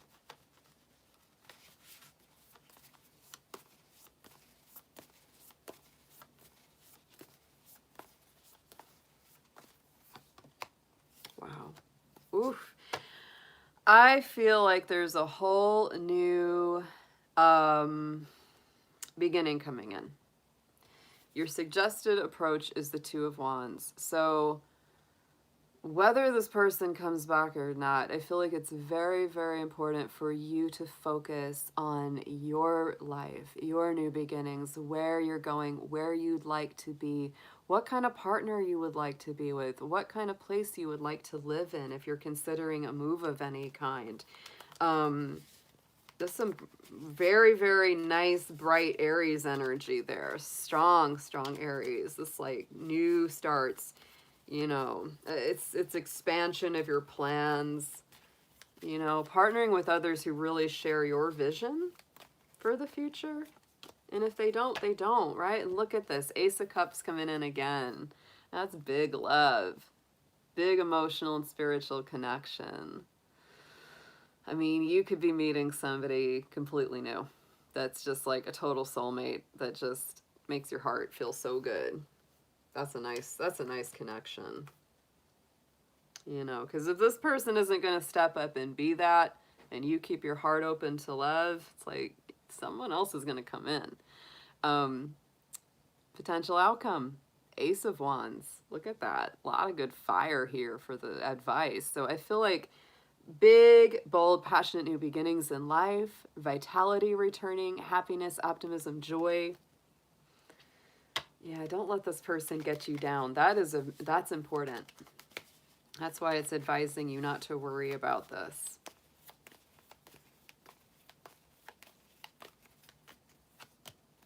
And look at that, Justice. Libra energy. Queen of Swords and the Justice card are both very strong Libra energy. So this is about balance too. It's about fairness. It is. And I know people will always say, well, life isn't fair.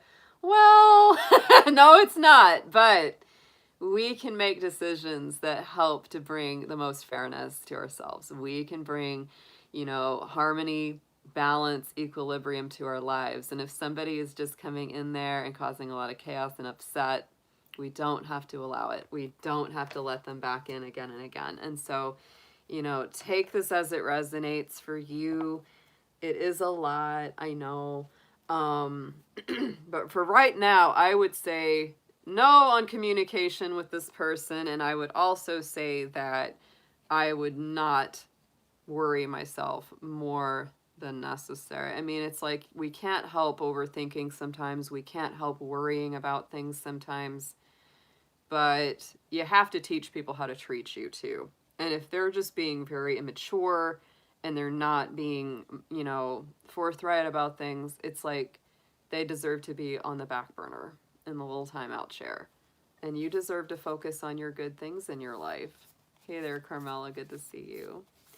All right, let's get a message from the Heart and Soul cards for Mattia, please.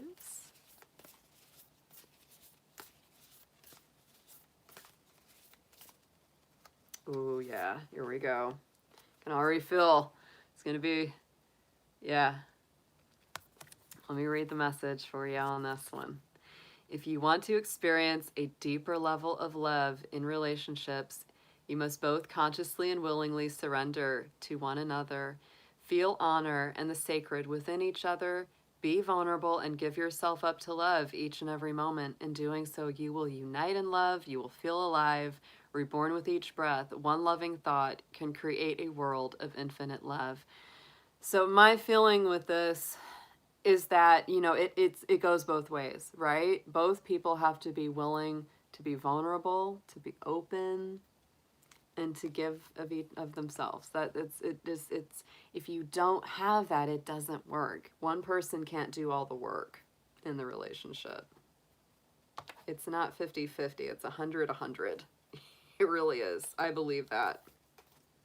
You know, it's not like both of you just show up and do a half-assed job. Both of you need to show up and put your whole ass in it.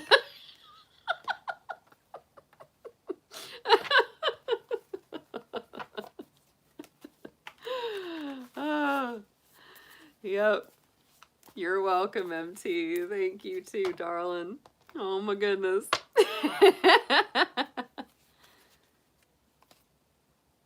see what Sharon's saying. Educational skills worth the effort to write an updated edition to self-publish.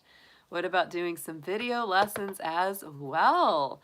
Ooh, I like that question, Sharon. And we're ready for you. Good deal. Let me just clear these cards real quick.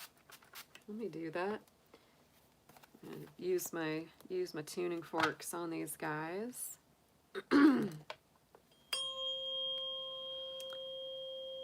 I like that. And you know, I've been really pondering a similar question about how best to put out like my astrology classes and information.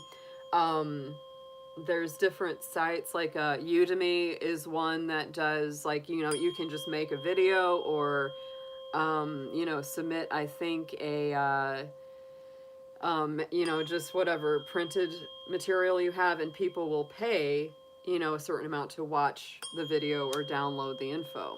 So that's something I'm really thinking about, because, You know, we have a lot of, yeah, see, that's what I mean, Sharon. It's like, I probably would take yours too, right? You know, it's like one of those things where it's like, you know, it would be very, very helpful. Because, you know, honestly, it's like I've been waiting for my numbers on YouTube to come up, and they just haven't been coming up, guys. I honestly thought by this point in the game I'd have at least between 5 and 10,000 subs, and I just don't. And as we know, we've talked about this. I will not waste time spending time talking about that longer than I have to. Is that there are so many ridiculous BS things that go on with the YouTube algorithm. Sometimes they shadow ban certain channels to where they just really don't promote them anymore. That might have happened to me. I really don't know. And I don't know at what point maybe that would have started. Maybe a year ago. That's about when I started noticing them not promoting my videos anymore. And my growth really stalling out. And that does happen to people's channels. I've been hearing a lot about that lately. And it's not just astrologers, not just tarot channels. It's like every kind of channel. There was a lady that I follow that made an excellent video all about that. And she was talking about how her channel just stalled out for no good reason that she could figure out. So it's definitely one of those things that I think a lot of YouTube creators are experiencing a lot of challenge and frustration with right now, because we're basically in this place where we feel like YouTube just really isn't helping us to grow at all. And it's not enough for us to do it. Like, it doesn't matter how many people I tap on a social media page. It doesn't matter how many business cards I give out and say, hey, I've got a channel.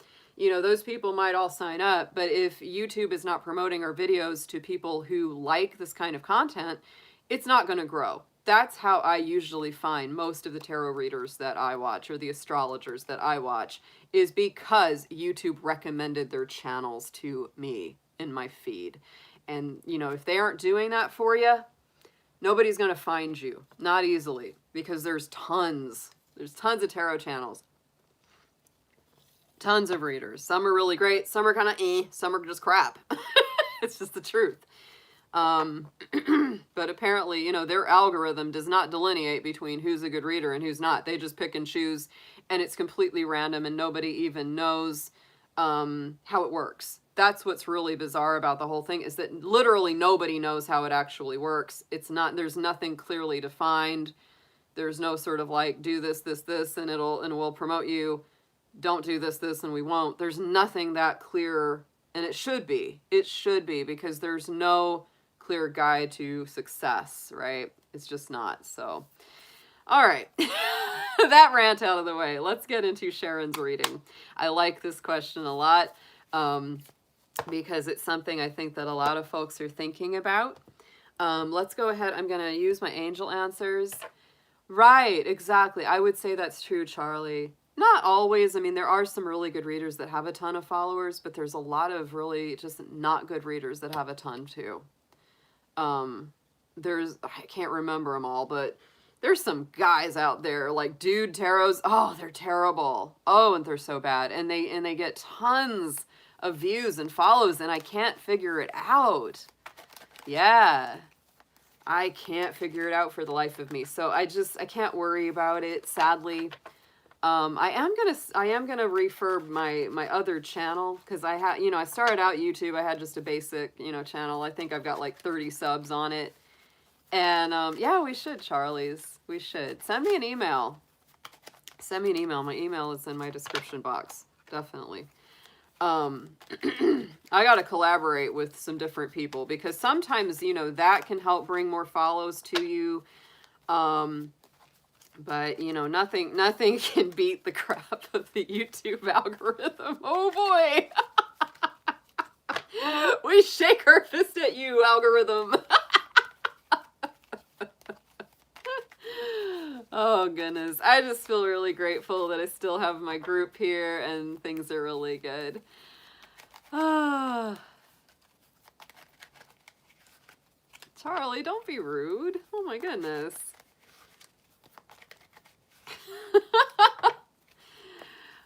I don't have to work with you if you're not really that interested. Oh, I'd love that too, Sharon. Yeah, because I think that sounds really nice. Yeah. Okay, whatever. Not sure what that means. I do have other jobs. I've got a full-time job with my eBay store, and I also do have a bunny who just had his foot removed because he broke his foot, and I'm going to have to be doing a lot of stuff, so, you know. All right. Okay, so Sharon, let's get into your reading. Dear angels, ancestors, divine beings of light, let's see what we have for Sharon coming up with the ideas and potentials of her reworking some of her spiritual lessons and classes and information. What's the best way for her to get those out there? Is it something, first of all, that she should do? Let's see what the angel answers are for this, please.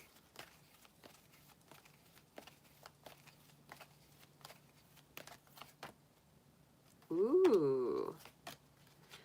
Well, that's okay. Yeah. It says let go first. So I feel like there may be something that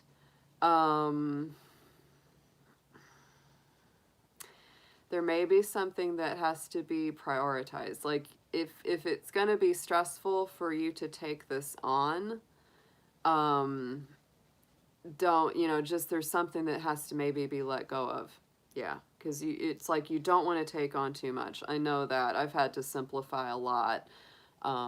I've had to stop doing as many live streams, for example, because it's just too much. I have too many other things that I've got to attend to.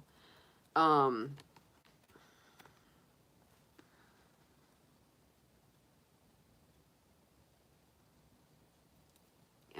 that's a little bit much there. You're not banned. I'm just, you need to chill out a little bit. That's a little much. Recovery is at the heart of this. And so I do feel that there is something about, it is your own healing. It is your own healing of others that is at the heart of the matter. So yes. Yeah, okay. This is an educational project. All right. But it is giving you the big yes. It is giving you the big yes here. So definitely this is something, you know, that is getting a green light. That's a really nice, strong card, you know. And it also on the bottom is the don't stop. So don't give up. Like this is something that I would certainly, you know, pursue. It may be something that you have to let go of other things that you're working on in order to have time to do it. But it looks really good. Just on the outset of this, it looks very good. Yeah, I'm sorry that I had to time her out. I think she's a good person. I think she's, you know, she means well. But that's a little presumptive to push on someone like that and be like, if you don't email me, then you're not serious. It's like, I've been doing this work for over 20 years. I'm hella serious. But if somebody's going to act like that right at the start, I'm not going to collaborate with them. I'm sorry, because they're just probably going to be very difficult to work with. Yeah, I mean, it's, I can't, you know, I can't with that. You know, I've been through that kind of situation. If somebody's acting pushy and too much in the beginning, it's not going to be a good working dynamic. So you can use your discretion, Silver Star. But I can't take someone like that that's being just a little bit too oof. All right, because it throws my energy, and I'm having to like really realign here because I'm trying to do Sharon's read. So let's just do this again. It's very distracting and disruptive when someone comes in acting like that, and you think they're cool, and then it's like, whoa, this just went to another level. Don't get aggressive with me, man. It's like, huh. Yo.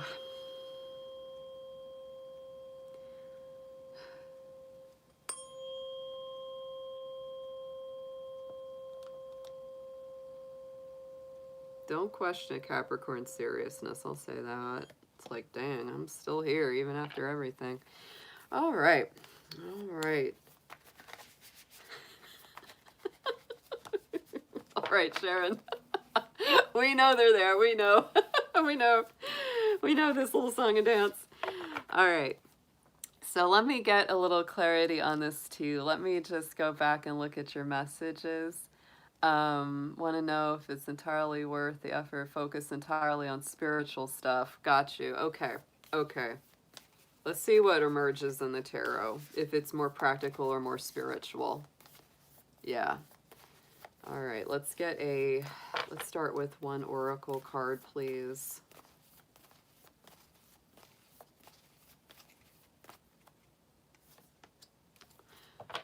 I just feel like there's a lot of activity here, Sharon. There really is. You've got this sort of like let go, you've got the yes, and you've got that, you know, that sort of like it's time, you're ready. And the action card is the first card coming up here. Purification on the bottom, right? Purification, it's very, you know, cleansing, it's very clearing, but we also have that big, beautiful sunflower. So it feels very positive, right? And again, I feel like this is leading me to that feeling where, and I just got to put this out on the, you know, the next card after purification would have been healing chaos, right? So I do feel like there is some healing energy here. And I also feel that there's something that needs to be let go of before you really, really step into this. And it may only take a few weeks, right, to kind of prep yourself for that. We're stepping up to a nice that big full moon in Taurus this weekend, and that's a real good intention setter. It's a lunar eclipse too. And lunar eclipses actually help us to release the things that we no longer need. It's the breath out. The solar eclipse is the breath in. And because we're getting a lunar eclipse, we will have a solar eclipse not long after that. You know, eclipses come in sequences. So let me look at when the solar is for you, because that may be like when to start. You know, the release, you know, this weekend and that 2-week cycle, that weekend. Yeah, the solar eclipse is when the new moon happens in Sagittarius on December 4th, which is Saturday. So, you know, that's the breath in. That's when the new moon starts, and that's that 2-week cycle of like starting projects. So this is something to keep in mind with the timing of it. So let's see if we can kind of discern if this is more about the spiritual work or the more practical educational work. Let's see what we've got, please, Spirit, for Sharon in the tarot.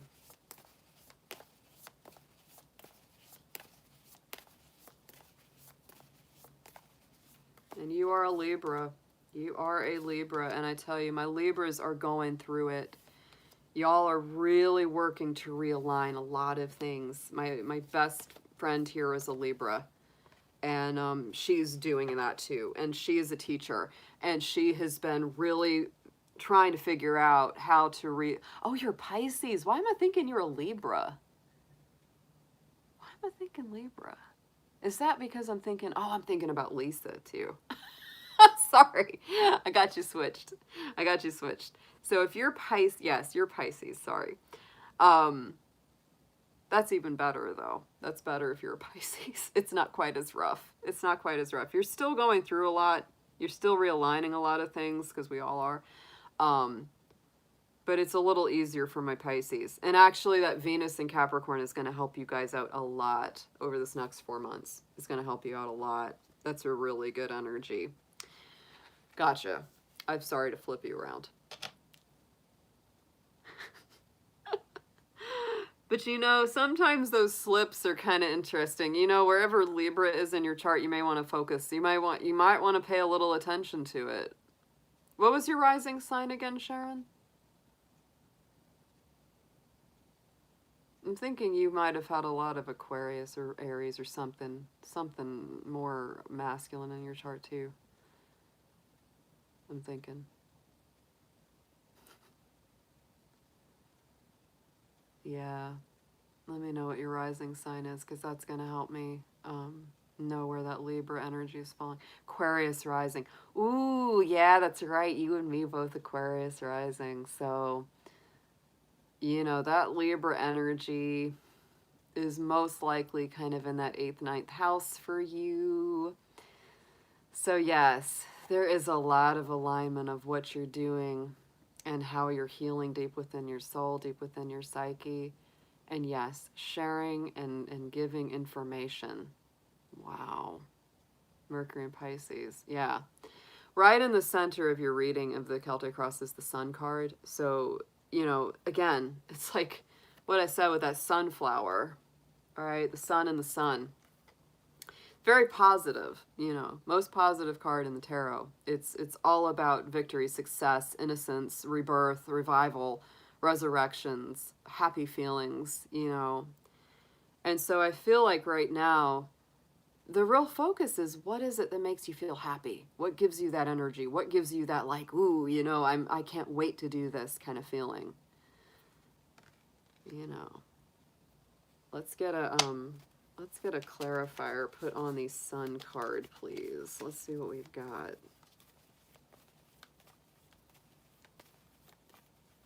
I think in a way that kind of gives you the answer. Oh my goodness.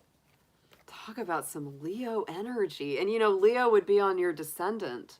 That's in your relationship house. Has a lot to do with the way that you partner with people and the way that you align with others. And you do it through the heart. I'm the same. I'm a Leo descendant.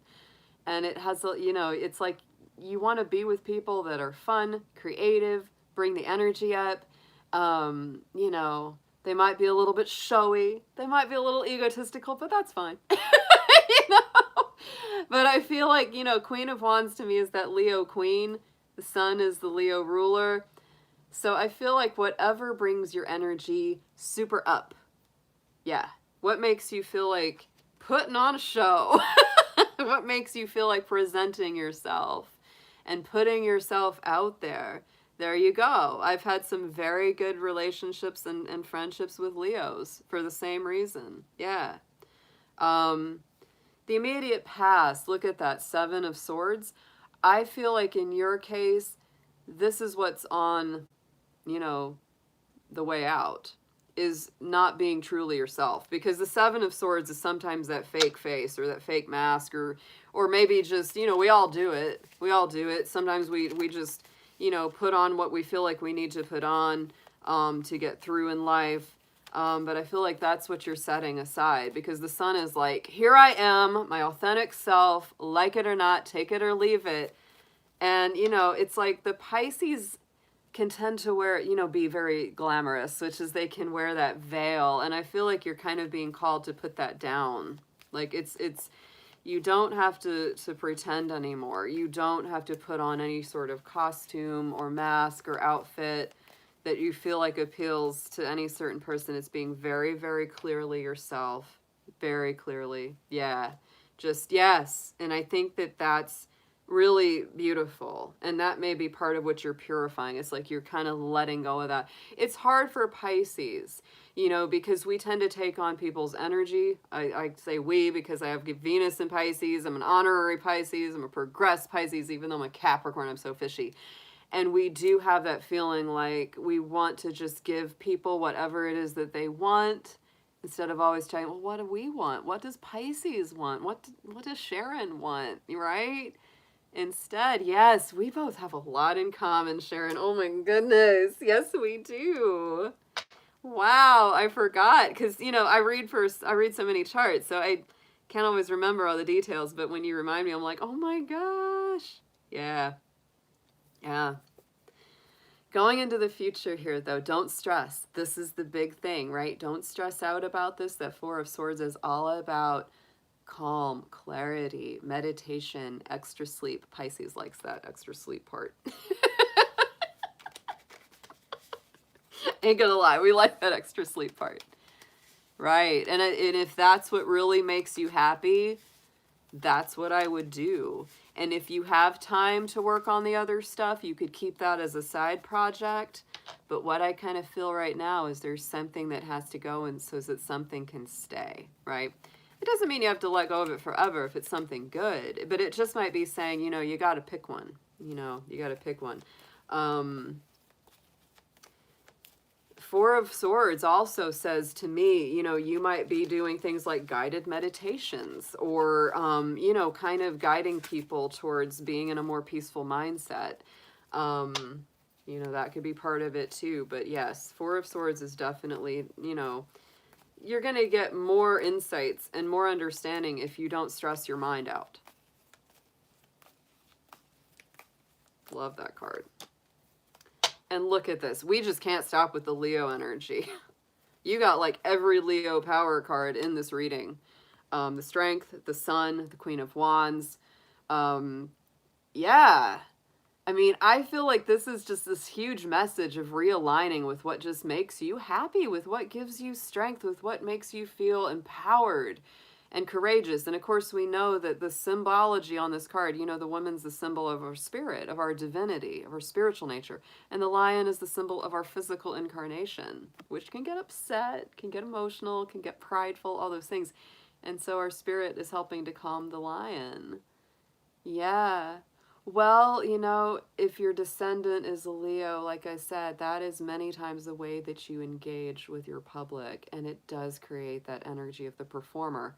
Like I said, I have that too, and I've been a performer most of my life, musician, teacher, all that, very public image kind of thing. You have to have it. You have to have your audience in order to do what you do, right? But to me, this is really, it's sort of balancing sort of the ego, right? And the ego needs. And it's balancing that performance, you know, that you put together. Because, you know, any kind of presentation that you put together sure brings in those energies and those elements. But to me, when I think of Leo, I think, you know, the positive elements of Leo, I think happy, positive, upbeat, fun, very creative, very colorful, fun to watch, fun to interact with. Brings a lot of encouragement to others, kind of lifts people up, you know, very motivational. That's how I feel about Leo. And to me, it's like you're bringing in so much of that. I mean, we started with the little sunflower, and it just was like the sun, the sun, the sun. Slow but steady wins the race in the subconscious position. So I do feel that this is something that builds over time. And it's not something that you feel is even going to happen overnight. Like, you're kind of in it for the long haul, right? That's that Virgo energy. So it's like, for you, I feel like you kind of feel like it's important to kind of have a plan, right? It's kind of important to just sort of maybe even just make a list, you know, write down what you would like to put into your presentations or your live streams or whatever it is that you do. Because this is something that, you know, you want it to build. You want to be successful, and you're paying attention to your details, and you're waiting for the right timing too. Like, I don't think you're going to rush into anything. You're going to take your time with it and develop it. Yeah, and I also, yeah, you're done with a lot of the heaviness and burdens of life. Yeah, you're just like, I'm done. I'm done with anything that weighs me down, that makes me feel stressed, that just overworks me and just wears me out. Yeah. It's difficult, burdensome cycles coming to an end. You're very focused on bringing that to a completion. It's like, I don't want any more of that. On the top, message from Spirit, renewal, same as the Judgment card. This is that higher vibration of the Death card. So I feel like Spirit is saying, yeah, you're ready. Your little phoenix from the ashes is getting ready to fly. You know, it's like you're coming into a resurrection, a rebirth, a reawakening. Spiritually and psychologically. Absolutely. Let's see what we clarify the Judgment card with.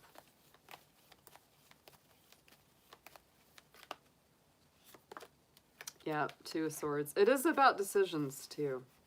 I feel like you wake up and it's like, oh, I got choices to make. Yeah. There's some Libra energy for you. Definitely. Yeah, some decisions to make. I think Pisces and Libra can procrastinate like nobody's business. Those two signs, I swear. When we get in a procrastination cycle, it's like, oh. Somebody just kick our butt. Get us out of that rut. Let's get some advice. Let's get a suggested approach, please. and a potential outcome here.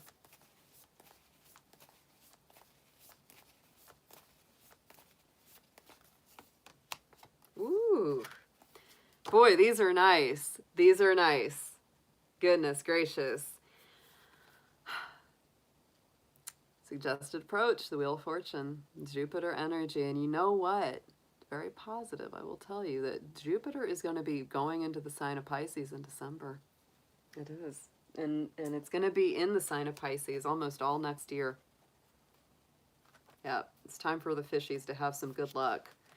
Let's see what day it actually happens. Yeah, it's like the day before New Year's Eve. Yeah, at the very end of December, it's going to go into Pisces and it's going to be there the majority of next year. So I do feel like good things are coming. They are. They're very much on the way. You're coming out of some stagnation. And I feel like you're seeing things, you know, the best way to look at this is to see things on a bigger perspective, long term, not short term. But it is positive changes in life. Very much.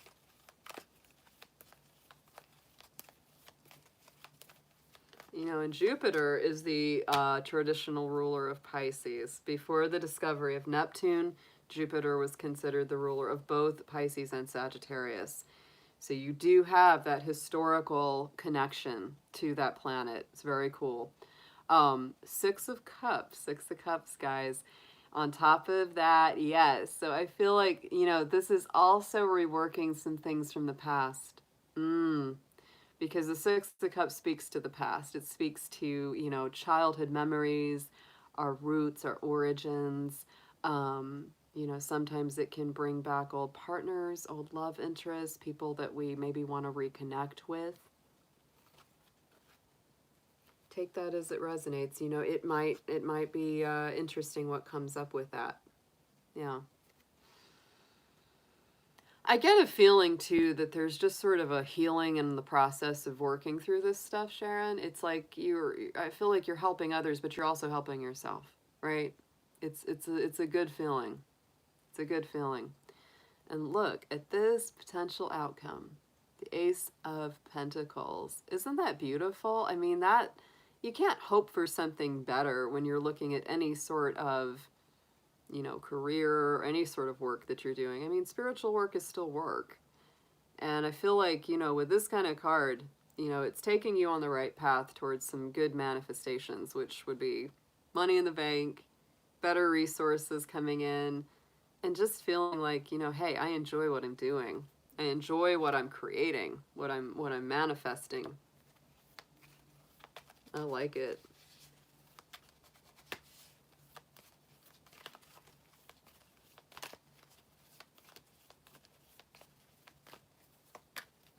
Page of Wands. Yeah, I mean, it's a brand new energy.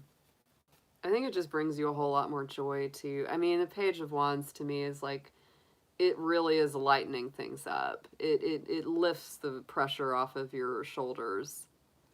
Right. Yeah, that's exactly, Sharon. And you know how that works. It's like when we heal others, we heal ourselves. When we teach others, we teach ourselves. It is very, you know, it's like it's never just like isolated, right? On the bottom, yes, the Seven of Cups, baby. I know.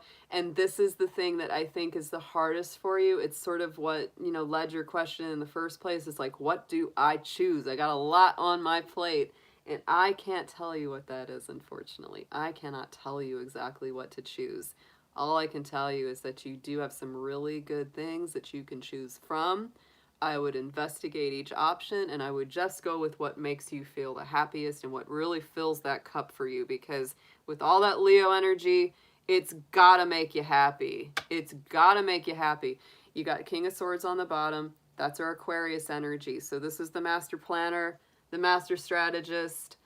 You know, I would, you know, step out of the more squishy, mushy, you know, ephemeral, confused emotions and just really say, well, what makes me happy? Boom.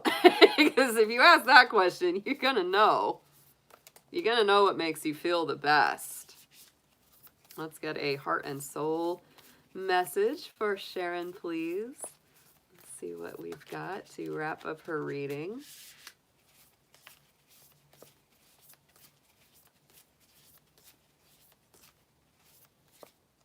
Ooh! Close my eyes, and here's what I pull. Another, look at the sun! This is all about the sun. It's all about that solar energy in this read. Oh my goodness, I'll read this for you. From your soul's perspective, this life is just a page in the never-ending story where you and those around you all have a specific role to play. Yet remember, this role is not the real you, for you are much more than your personality or current circumstance. Your true immortal self cannot be defined. Oh, and isn't this this is such a Leo kind of message, because Leo many times, you know, is acting. It's the theater. Yes, it is. And it's taking on those roles, right, in life. And so it's just reminding you that, you know, Sharon, you can take on a variety of roles. You can play a variety of parts in life, but none of those roles are you, right? You are you. Your soul essence, you know, and that's what it is that longs to be expressed. So I would, whatever it is that you do, I would go for what it is that expresses the true you the most that you possibly can. This was a great read. It was really good. I can't believe how much Leo came out, though. You're one of them lionfish today. You know, those lionfish that little frills. That's it. You're welcome, babe. Wow, the lionfish. The lionfish gives a mighty roar. Oh boy, that was great.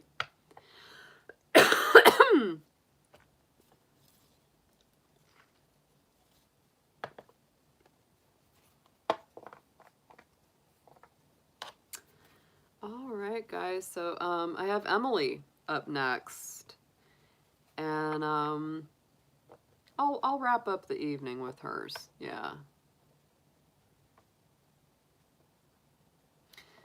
Now, Mimi, or is that Mimi or Emily? Because you also had a account that had Emily on it.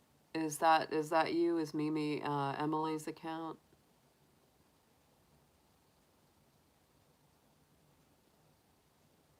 Oh, okay. She just changed her screen name. Cool. All right. All right, sweetheart. Let me know what your question is whenever you're ready to type that in. Or we can do a general reading. Either one. Thanks for bringing her over, Barb. I really appreciate it.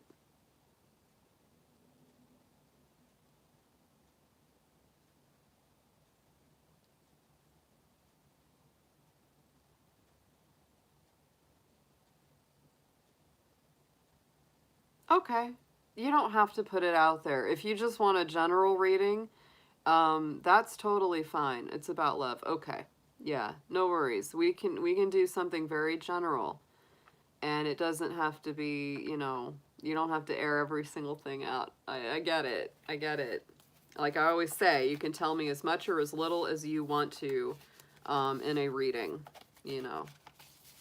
So let's get a general read about love and relationships, please, for Emily. Let's see what we have. Dear Spirit, dear ancestors, divine beings of light and guardians. Let's see what we have for Emily in the area of love and relationships. Anything that she needs to know for her best good. Any messages that are coming through that are going to help her. Thank you so much, as always.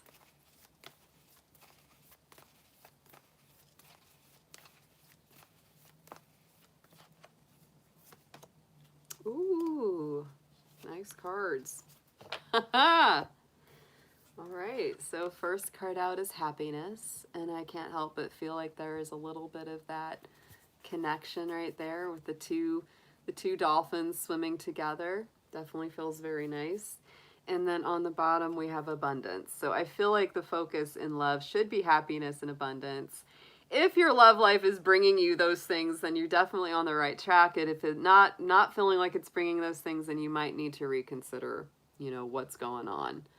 Maybe the relationships need some healing work or some counseling. Maybe it needs to be let go of. But, you know, to me, if it's on the right track, it's gonna bring you these things, right? It's gonna bring you both of those things: a feeling of, you know, contentment, a feeling of joy, playfulness. You know, all that's very, very important in the love life, no doubt.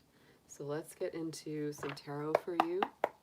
We're gonna see what's coming up. Please, Spirit, for Emily in the tarot, whatever messages that she needs to know regarding love and relationships.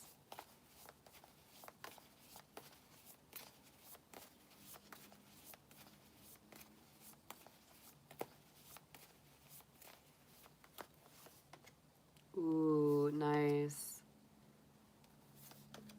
Oh, okay. Yeah, you do have some stress. You do have some stress about some things, no doubt. Right in the center of the Celtic Cross is the Dreamer card, the same as the Fool card.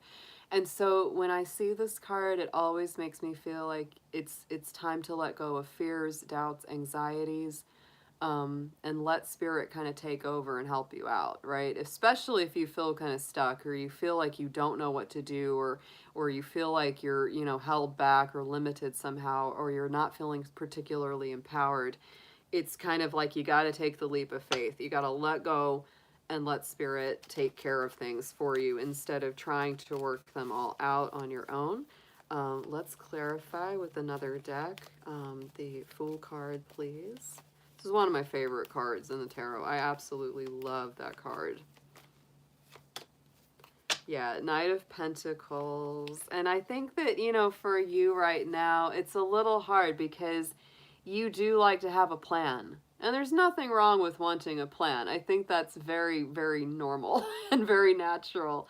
I'm not sure what your sign is, but this is some Virgo energy. This is some Aquarius energy on these two. Whether you are those signs or not doesn't matter, but it is that energy that you're, oh, you're Cancer. Okay, gotcha. You know, but you do like a plan, and Cancers like a plan. They definitely do. And they are very nostalgic, very sentimental, and they get very attached to people very quickly. So, you know, you have to really kind of be careful. That's what I would say. You know, I'm the same. I'm a Capricorn, and we have a lot in common with Cancer. We get very attached, and we don't really like big changes. Like, once we've kind of settled on someone, we really don't like to change that. We don't want to change that. And so the only thing I would say with that is you got to be careful, because, you know, you really got to get to know somebody before you super attach to them, which isn't always easy, right? Because, boy, we fall in love quick too. So, you know, but this Knight of Pentacles to me is about that need and that desire for a plan. But sometimes Spirit says, you know, sometimes you've got to turn that over to us. Sometimes you've got to let that, you know, need to know and need to plan everything out. You got to turn that over to Spirit, because we can't always foresee everything. We just can't. We're not capable. In the immediate past, we have the Magician card. So I do feel like, you know, the Magician and the Fool card, those are the first two cards in the major arcana. So I almost feel like you're getting, there's a lot of new beginnings. I feel like you've started something over, maybe kind of recently.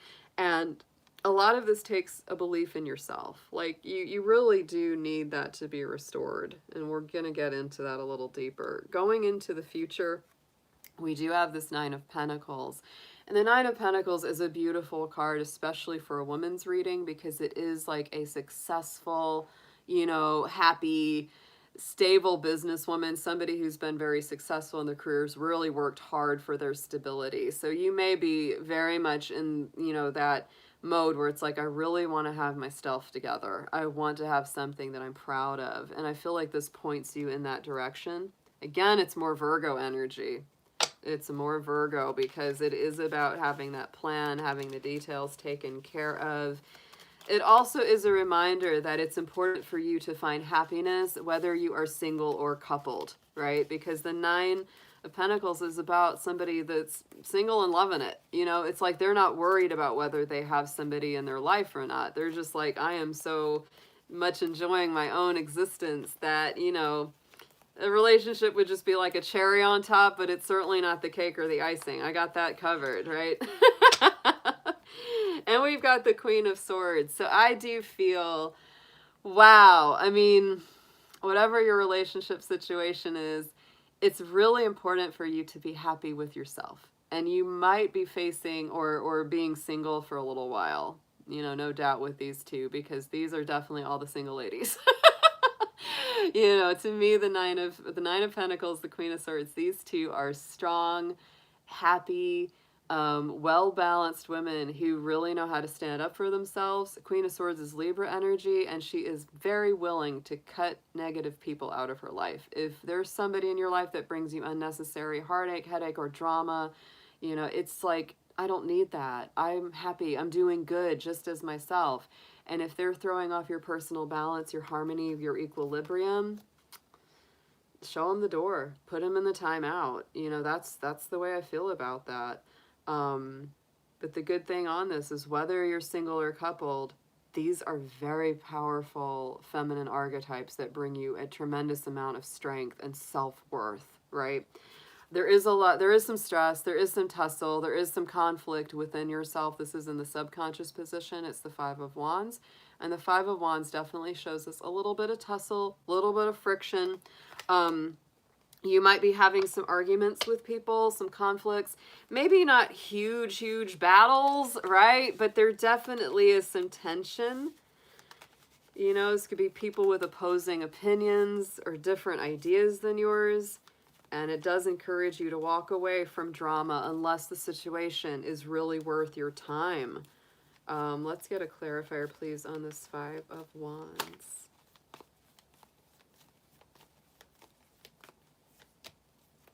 And we have the Hierophant on top of that, right? So there we go. There's that Hierophant card. That's the Taurus energy. It's all about stability, balance, getting back to your roots, getting back to your grounding. I feel like this is very much, it could be over a commitment as well. Could be over a commitment. Because the Hierophant, yeah, right. Yeah. You might be ready to commit and they might not be, or vice versa with this position, having uncertainty with the relationship you're in, if you want to be one in general. Yeah. Yeah, because I feel like if the commitment's just not there, that's causing you a lot of challenge.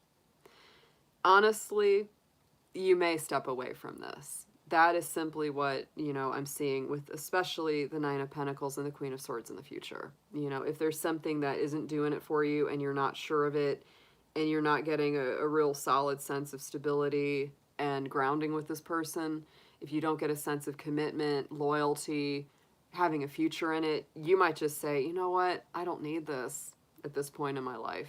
You know, I'm just ready to go be doing my own thing. I don't know if they're a controlling person at all. You know, there might be some issues, some control issues. There might be some of that a little bit back and forth. Because with the Queen of Swords, I sometimes get that feeling of like, I just want to set myself free. And I also get this on the top. This is what's on the top crowning the spread, is the Eight of Swords. And I do feel like you feel a little stuck, you know. There's a little bit of a feeling of stuckness, not knowing exactly what to do, and not really believing in yourself the most right now. I think that's going to change, but I think that right now you're maybe not believing in yourself the most, or having the most confidence about your ability to change your situation, because it really is up to you. Nobody else can set you free from this, you know, if that's what you want. Nobody else can do it for you. You know, you have to tear those bonds off and go, you know, lift yourself up higher. So let's get a clarifier. What's coming up on this Eight of Swords?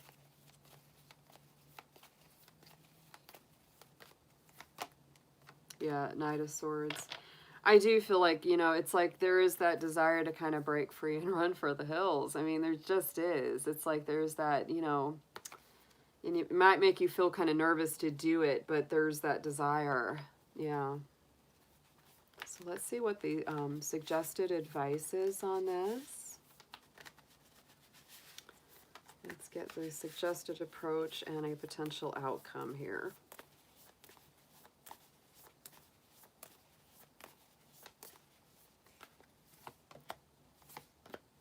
Wow. All right. I mean, it's not for nothing. Right. Yeah. Suggested approach is, you know, the Two of Cups. I mean, there is a connection here, but I feel like with this, it's like it's really important for you to speak your truth in a compassionate way.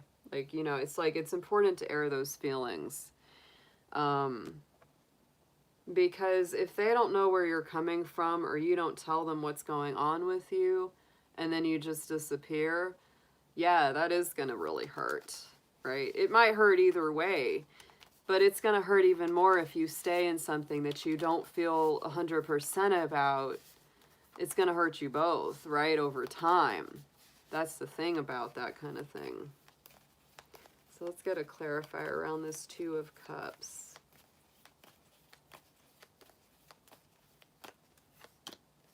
And the Sun comes out. I mean, not for nothing, but this is very positive. I feel like, you know, if you talk honestly, openly, you know, use your sense of good timing. You know, it's not always the right time to talk about those emotional things, but you know when the time is right. Like when things are kind of, you know, you can be very open. And I really do think it's going to have a positive outcome, you know.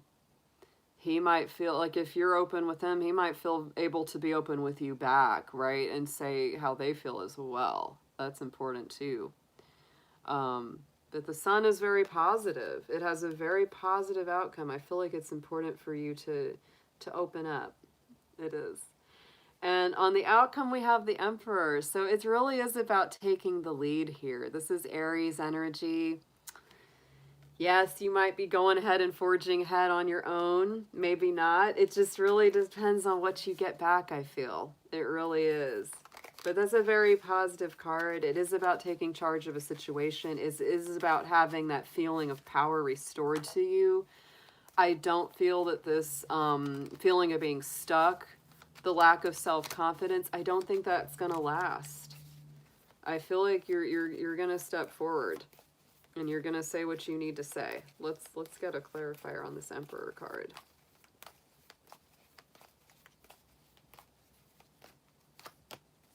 Wow. These are great outcome cards. There's the Star. There's the Star card, the Aquarius energy. You got the Sun, you got the Star. These are the two most positive cards in the deck. And I do feel, I mean, the ball is kind of in your court. And I can't, you know, I can't force or predict outcomes of what they're going to say, you know, because that's not what this is about. But this really is, I mean, I feel like you're going to get through this dark tunnel. You're going to come to the light because the Star is those good outcomes. It's the hopes and wishes being fulfilled and restored. And your leadership and your strength and your courage coming back up to the forefront. It's very positive. However this plays out, whether you know, end the relationship and go your separate ways. I feel like if it's done in the right way with some compassion and sensitivity, I don't feel like it has to go badly. You know, it's really, it's up to both of you. It's the connection of both of you, right? On the bottom, you know, we got the Temperance card, the Balance card, right? Sagittarius energy. Ooh, and we got our Queen of Pentacles on the bottom. So I do feel, I mean, there's a lot of very strong cards that support you being single here. So if you decide you want to, you know, end this, you know, it's not going to be bad for you. There might be a little bit of, you know, the normal sadness that we feel when we let go of something, even if it wasn't meant to be. But I do feel that it's important for you to do what's right for you. Because if you don't do what's right for you, it's not going to be right for the connection or the coupling. Sometimes you just need a break. Sometimes you just need a break to just do you for a while. And that's okay too. You do what you need to do. Because if you ain't, if mama ain't happy, ain't nobody happy, right? It's just the truth. And it is very important. Yes, you've got to have a feeling of happiness and abundance in this. You know, I do feel a good outcome. It's not bad, however you play it out. Oh, your mom loves him? Okay. That's where that Sagittarius is coming in there. I know, right? And I'm not getting the sense this is like a really bad person, right? I don't get that sense, you know. But you've got to be sure of it, right? There's not better space for her to receive her first reading with. Oh, thank you. Yeah. Aw. Yeah. But not more than you, she says. She loves you more. So like a true mama.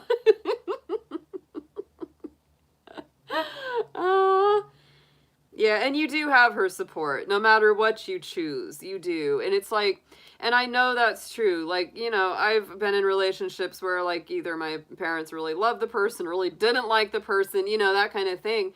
And ultimately it's like, it's not about them. And they would never get so involved where they'd be like, oh, you better not leave them, or nothing like that. You know, it's like, they're going to support you first. Absolutely. That's the way that is. And, but like I said, I feel her dog. But I feel like these are not negative cards. They're not bad. You're having a lot of stress about it. I think you're worried about it and you feel kind of stuck, but you don't need to be. This just really takes some good communication. Yeah. To work through some things. And you might come closer together. The relationship might heal in a way that just makes you feel like, yeah, I really do want to be here. But you also might say, you know what? You know, let's take a break for a while. Or maybe let's just, you know, and the romantic part of it. You know, this may still be a good friend in a lot of ways. Because I really do get there's a very positive dynamic here. It's not like a bad thing. You know, those kind of things are never easy. They're always easier said than done. But I don't have a bad feeling about it. These are very, very good cards. Let's get a heart and soul message. Let's use these. These have been on fire tonight. Right, exactly. Right. That's what it's about. And, you know, ultimately any relationship that I walked about, yes, exactly, there I do feel a positive dynamic here, and that is hard to release. But if it's, yeah, I know what that's like. Yeah. Yeah. And sometimes you just need a little time to yourself to just feel things out so you make the right choice, right? The way that I feel about, you know, it's like if people have a hard time, we have a hard time just being happy where we are. It's like if we're single, we want a relationship. We got a relationship, we want to be single. It's just, we can't have it all, right? No matter what our situation is, there might always be certain things that we wish we had. So you got to do what's mostly right for you. If it's 80% right for you, then it's right for you. You might not be happy with it 100% of the time, but that's just life. That's our divine discontent that I think all human beings just, it's the most frustrating thing in our nature, is that it's like we're never completely happy with what we've got, even if we're pretty darn happy with it, you know. All right, let's get a heart and soul message, please, for Emily.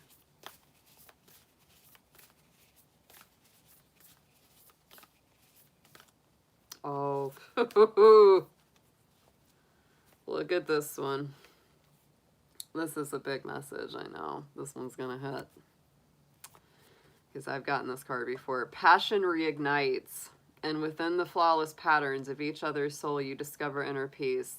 You're caressed by each other's love, and this unfolds an endless blessing. Place no restrictions on one another. Be firmly grounded within each other's soul, but allow enough space for your branches to sway freely so that you may each dance to the song of your own spirit. I feel, I mean, I'm not going to call the complete outcome for you guys, because I feel like it's still in flux.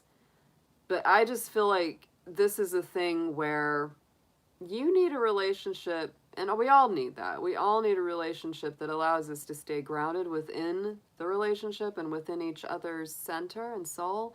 But we also need our freedom to be ourselves, right? We also need the ability, like it said, it's like the two trees. They stand together, but they don't overwhelm each other, right? It's like they have this really nice rooted, stable connection, but they're both still their own tree in their own right. So it's really like, you know, you need a little flexibility. It's not necessarily, I don't see you like, oh, I want to go find someone else. That's not what it is. That's not what it is. But with the Star card, the Emperor, Queen of Swords, Nine of Pentacles, what it is you need the freedom to feel like you're being yourself and fulfilling your divine mission. And your divine mission isn't only to be in a relationship. It's other things too. And we all have that, right? Some more than others. I'm that way. I value my relationship very, very dearly. It means so much to me.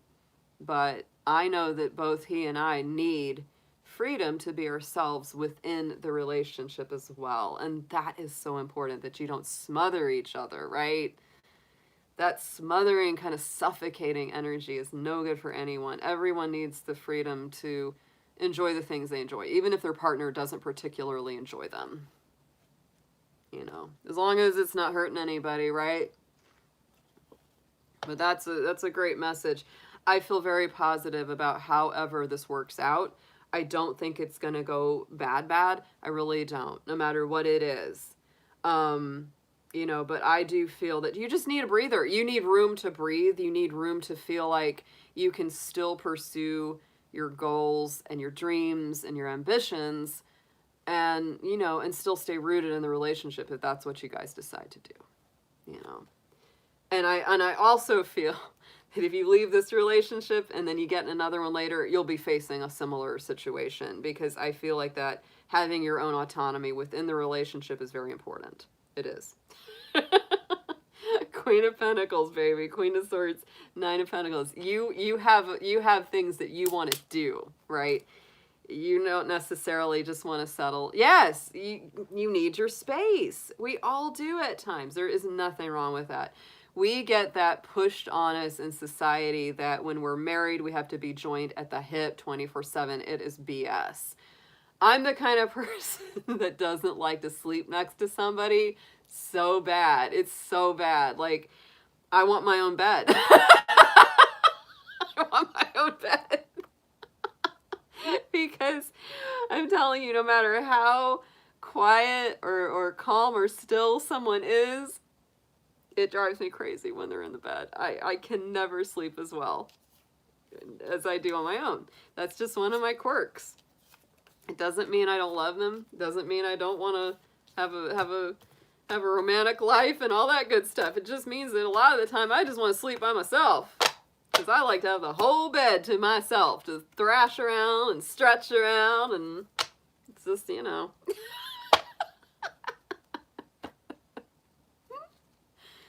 You know, we all have our things, and if you need your space, you need your space, and it's okay. It's really okay. You should not feel guilty for that.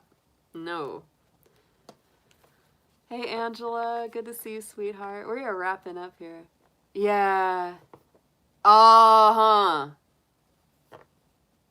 So you may feel like you're on a little bit different levels. And I understand that too. I really do. And so, you know, and that can be a thing, but, you know, I hate to say it, that's everybody. You know, that's everybody. We're all at different stages of development. Some people may feel like they're a little bit more aligned with you, but we're all on our own personal journeys. We all are. Hanging in there, Angela. It's been quite a week. But we're having a good night here tonight. We're having a good night tonight. Yeah. Hey, Kevin, good to see you. You're welcome, Emily. I hope things work out great. Hope you'll come see us again. Yeah. Yes, it is. I agree, Angela. There's a whole lot of shaking going on.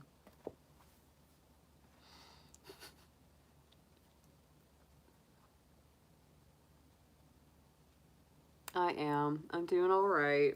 I got a little bunny who's gonna need a lot of physical therapy and recovery.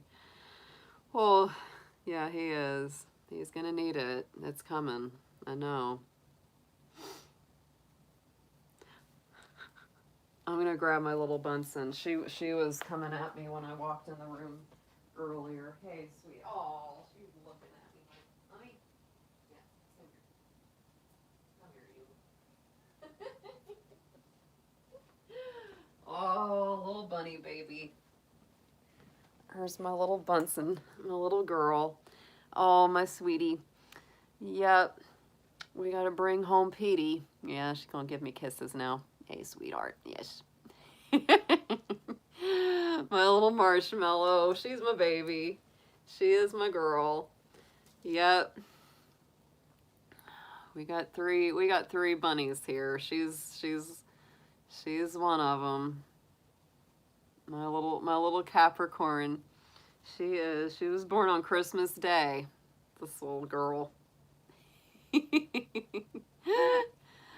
Oh, gotta love the ears. The ears.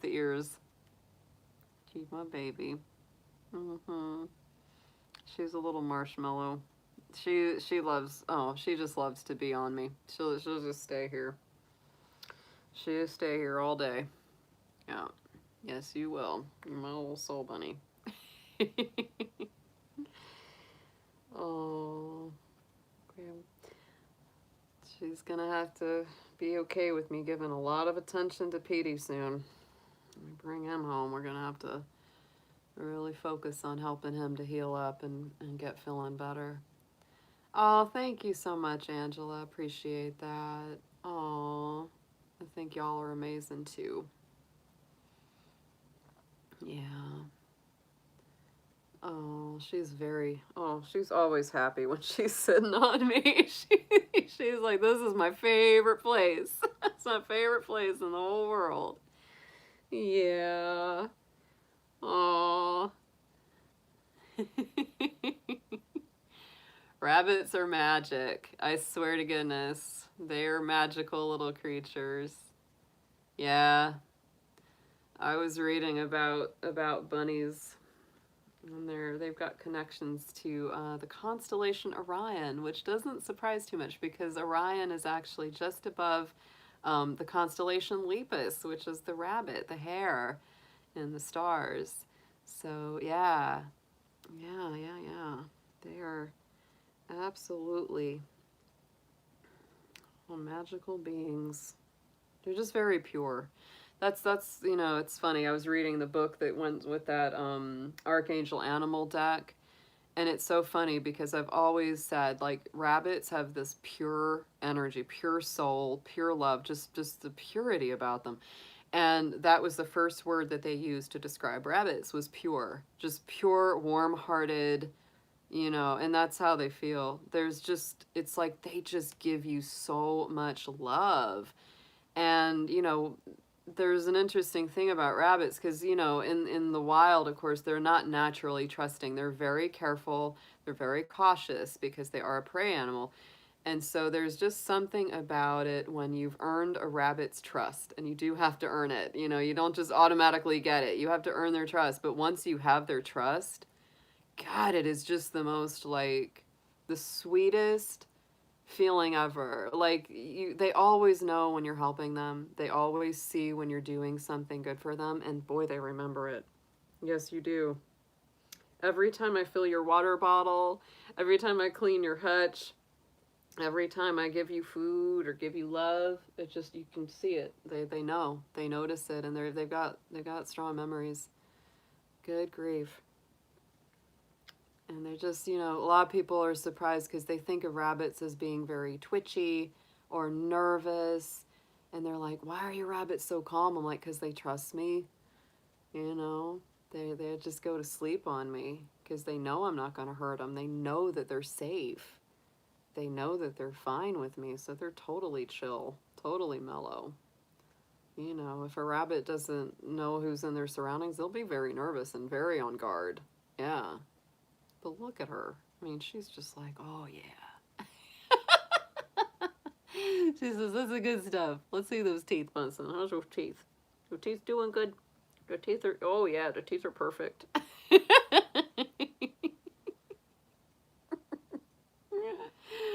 Oh, honey bunny. She is the sweetest. She is just a love. She's a good girl. Oh my goodness. Well, guys, have a wonderful evening. Thank you so much for your generous donations tonight. Like I said, anything I get is going to be going towards Petey's hospital bills because he's going to have them. And it's going to be a long road of recovery. It will be for him. And I hope he gets through it. You know, there's no guarantees on anything. So we're going to do our best with him. He's our little old bunny man. He's our little ancient elder bun. We gotta be sweet to him, okay? Gotta be sweet. Yes. Yeah. Right. Yeah, that's the kind of love a bunny gives. That's why, you know, they just I know how it feels about that mama energy, because they do. They're your kids. My bunnies are my babies no matter how old they get. Yeah, it's true. That's how I feel about Pete. He's almost 15, but he's still my baby. All right, my darlings, have a wonderful evening. Thank you again so much for hanging out with me tonight, and I will be seeing you again very soon. Take care, everyone.